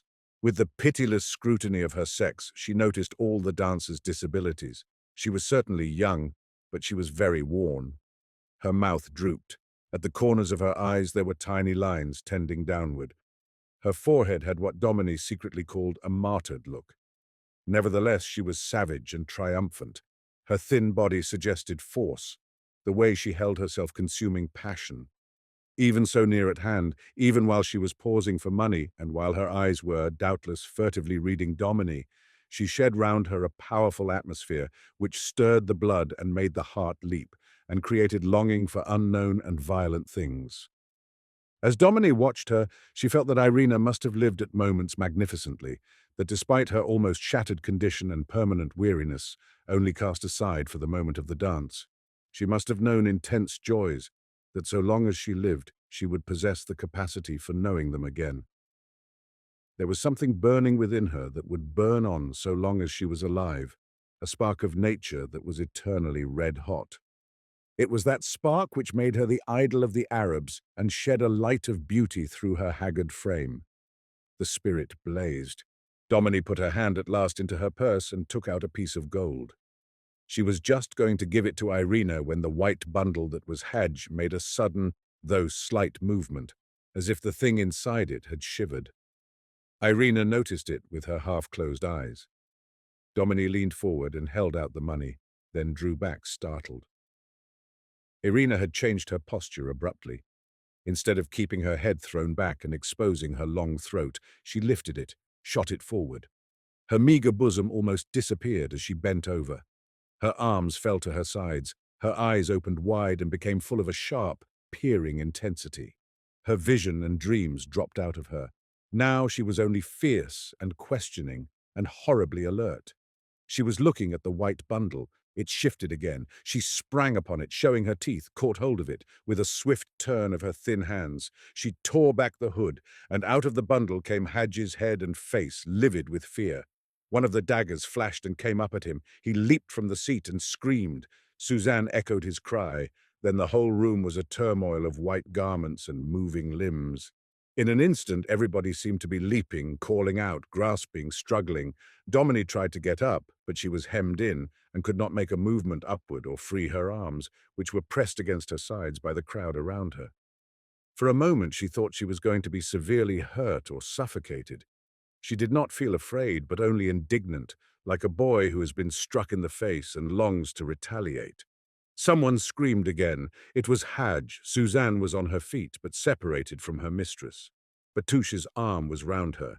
Domini put her hands on the bench and tried to force herself up, violently setting her broad shoulders against the Arabs who were towering over her and covering her head and face with their floating garments as they strove to see the fight between Hadj and the dancer. The heat almost stifled her, and she was suddenly aware of a strong, musky smell of perspiring humanity. She was beginning to pant for breath when she felt two burning, hot, hard hands come down on hers, fingers like iron catch hold of hers, go under them, drag up her hands. She could not see who had seized her, but the life in the hands that were on hers mingled with the life in her hands like one fluid with another, and seemed to pass on till she felt it in her body, and had an odd sensation as if her face had been caught in a fierce grip, and her heart too. Another moment, and she was on her feet and out in the moonlit alley between the little white houses. She saw the stars and the painted balconies crowded with painted women, looking down towards the cafe she had left and chattering in shrill voices. She saw the patrol of tirailleurs indigènes marching at the double to the doorway, in which the Arabs were still struggling. Then she saw that the traveller was beside her. She was not surprised. "Thank you for getting me out," she said rather bluntly. "Where's my maid?" "She got away before us with your guide, madame." He held up his hands and looked at them hard, eagerly, questioningly. "You weren't hurt?" He dropped his hands quickly. "Oh, no, it wasn't." He broke off the sentence and was silent. Domini stood still, drew a long breath and laughed. She still felt angry and laughed to control herself. Unless she could be amused at this episode, she knew that she was capable of going back to the door of the cafe and hitting out right and left at the men who had nearly suffocated her. Any violence done to her body, even an unintentional push against her in the street, if there was real force in it, seemed to let loose a devil in her, such a devil as ought surely only to dwell inside a man. "What people!" she said. "What wild creatures!" She laughed again. The patrol pushed its way roughly in at the doorway. "The Arabs are always like that, madame." She looked at him, then she said abruptly, "Do you speak English?" Her companion hesitated. It was perfectly obvious to her that he was considering whether he should answer yes or no. Such hesitation about such a matter was very strange.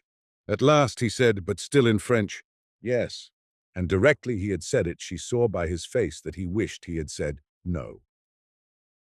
From the cafe, the Arabs began to pour into the street. The patrol was clearing the place. The women leaning over the balconies cried out shrilly to learn the exact history of the tumult, and the men standing underneath and lifting up their bronzed faces in the moonlight replied in violent voices, gesticulating vehemently while their hanging sleeves fell back from their hairy arms. "I am an Englishwoman," Domini said. But she too felt obliged to speak still in French, as if a sudden reserve told her to do so. He said nothing. They were standing in quite a crowd now. It swayed, parted suddenly, and the soldiers appeared holding Irina. Hadj followed behind, shouting as if in a frenzy of passion. There was some blood on one of his hands and a streak of blood on the front of the loose shirt he wore under his burnous. He kept on shooting out his arms towards Irina as he walked, and frantically appealing to the Arabs round him. When he saw the women on their balconies, he stopped for a moment and called out to them like a man beside himself. A tirailleur pushed him on. The women, who had been quiet to hear him, burst forth again into a paroxysm of chatter.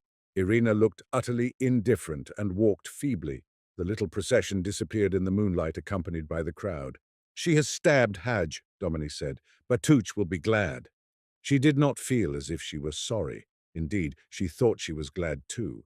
That the dancer should try to do a thing and fail would have seemed contradictory, and the streak of blood she had just seen seemed to relieve her suddenly and to take from her all anger. Her self-control returned. "Thank you once more," she said to her companion. "Good night." She remembered the episode of the tower that afternoon and resolved to take a definite line this time and not to run the chance of a second desertion. She started off down the street, but found him walking beside her in silence. She stopped.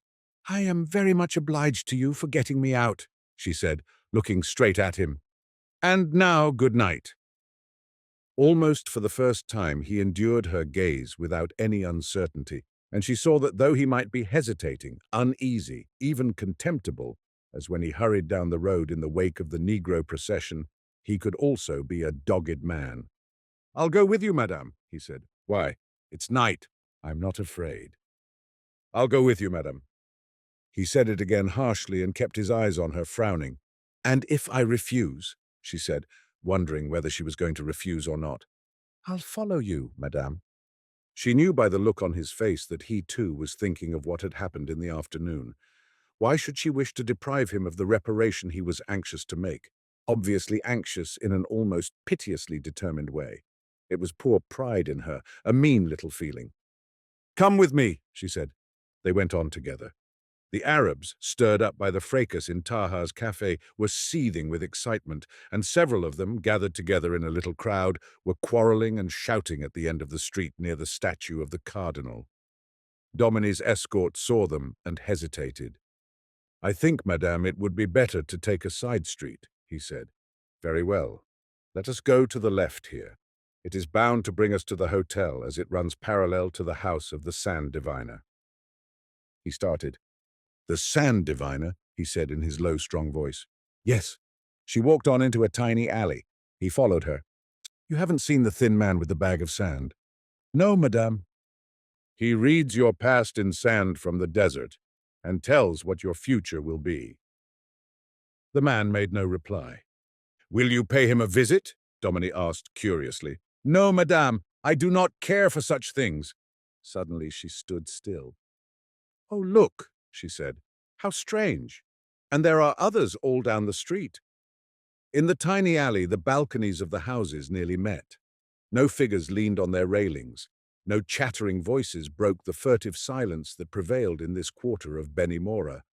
The moonlight was fainter here, obscured by the close-set buildings, and at the moment there was not an Arab in sight. The sense of loneliness and peace was profound, and as the rare windows of the houses, minute and protected by heavy gratings, were dark, it had seemed to Domini at first as if all the inhabitants were in bed and asleep. But in passing on, she had seen a faint and blanched illumination, then another, the vague vision of an aperture, a seated figure making a darkness against whiteness, a second aperture and seated figure. She stopped and stood still. The man stood still beside her. The alley was an alley of women. In every house on either side of the way, a similar picture of attentive patience was revealed. A narrow Moorish archway with a wooden door set back against the wall to show a steep and diminutive staircase winding up into mystery. Upon the highest stair a common candlestick with a lit candle guttering in it, and, immediately below, a girl, thickly painted, covered with barbarous jewels and magnificently dressed, her hands, tinted with henna, folded in her lap, her eyes watching under eyebrows heavily darkened and prolonged until they met just above the bridge of the nose, to which a number of black dots descended. Her naked brown ankles decorated with large circlets of gold or silver. The candle shed upon each watcher a faint light that half revealed her and left her half concealed upon her white staircase bounded by white walls.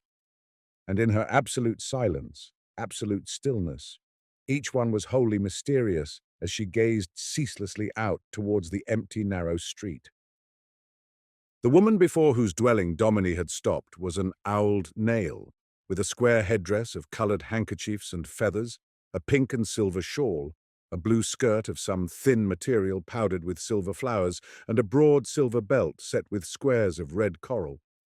She was sitting upright, and would have looked exactly like an idol set up for savage worship, had not her long eyes gleamed and moved as she solemnly returned the gaze of Domini, and of the man who stood a little behind, looking over her shoulder. When Domini stopped and exclaimed she did not realize to what this street was dedicated, why these women sat in watchful silence, each one alone on her stair, waiting in the night. But as she looked and saw the gaudy finery, she began to understand. And had she remained in doubt, an incident now occurred which must have enlightened her. A great gaunt Arab, one of the true desert men, almost black with high cheekbones, hollow cheeks, fierce falcon's eyes shining as if with fever, long and lean limbs hard as iron, dressed in a rough sack-like brown garment, and wearing a turban bound with cords of camel's hair, strode softly down the alley, slipped in front of Domini, and went up to the woman, holding out something in his scaly hand. There was a brief colloquy. The woman stretched her arm up the staircase, took the candle, held it to the man's open hand, and bent over counting the money that lay in the palm. She counted it twice deliberately. Then she nodded. She got up, turned, holding the candle above her square headdress, and went slowly up the staircase, followed by the Arab, who grasped his coarse draperies and lifted them, showing his bare legs. The two disappeared without noise into the darkness, leaving the stairway deserted, its white steps, its white walls faintly lit by the moon. The woman had not once looked at the man, but only at the money in his scaly hand. Domini felt hot and rather sick. She wondered why she had stood there watching, yet she had not been able to turn away. Now, as she stepped back into the middle of the alley and walked on with the man beside her, she wondered what he was thinking of her. She could not talk to him anymore. She was too conscious of the lighted stairways, one after one, succeeding each other to right and left of them, of the still figures, of the watching eyes in which the yellow rays of the candles gleamed. Her companion did not speak, but as they walked he glanced furtively from one side to the other, then stared down steadily on the white road. When they turned to the right and came out by the gardens, and Domini saw the great tufted heads of the palms black against the moon, she felt relieved and was able to speak again. "I should like you to know that I am quite a stranger to all African things and people," she said. "That is why I am liable to fall into mistakes in such a place as this. Ah, there is the hotel and my maid on the veranda. I want to thank you again for looking after me." They were at a few steps from the hotel door in the road. The man stopped, and Domini stopped too. "Madame," he said earnestly, with a sort of hardly controlled excitement, I am glad. I was ashamed. "Why?" "Of my conduct, of my awkwardness, but you will forgive it. I am not accustomed to the society of ladies, like you. Anything I have done, I have not done out of rudeness. That is all I can say. I have not done it out of rudeness." He seemed to be almost trembling with agitation. I know, she said. "Besides, it was nothing." "Oh, no, it was abominable. I understand that. I am not so coarse-fibered as not to understand that." Domini suddenly felt that to take his view of the matter, exaggerated though it was, would be the kindest course, even the most delicate. "You were rude to me," she said, "but I shall forget it from this moment." She held out her hand. He grasped it, and again she felt as if a furnace were pouring its fiery heat upon her. "Good night." "Good night, madam." "Thank you." She was going away to the hotel door, but she stopped. "My name is Domini Enfilden," she said in English. The man stood in the road looking at her. She waited. She expected him to tell her his name. There was a silence. At last he said hesitatingly, in English with a very slight foreign accent, "My name is Boris Androvsky." "Batuch told me you were English," she said. "My mother was English, but my father was a Russian from Tiflis. That is my name." There was a sound in his voice, as if he were insisting, like a man making an assertion not readily to be believed. "Good night," Domini said again, and she went away slowly, leaving him standing on the moonlit road. He did not remain there long, nor did he follow her into the hotel. After she had disappeared, he stood for a little while, gazing up at the deserted veranda upon which the moon rays fell. Then he turned and looked towards the village, hesitated, and finally walked slowly back towards the tiny, shrouded alley in which on the narrow staircases the painted girls sat watching in the night.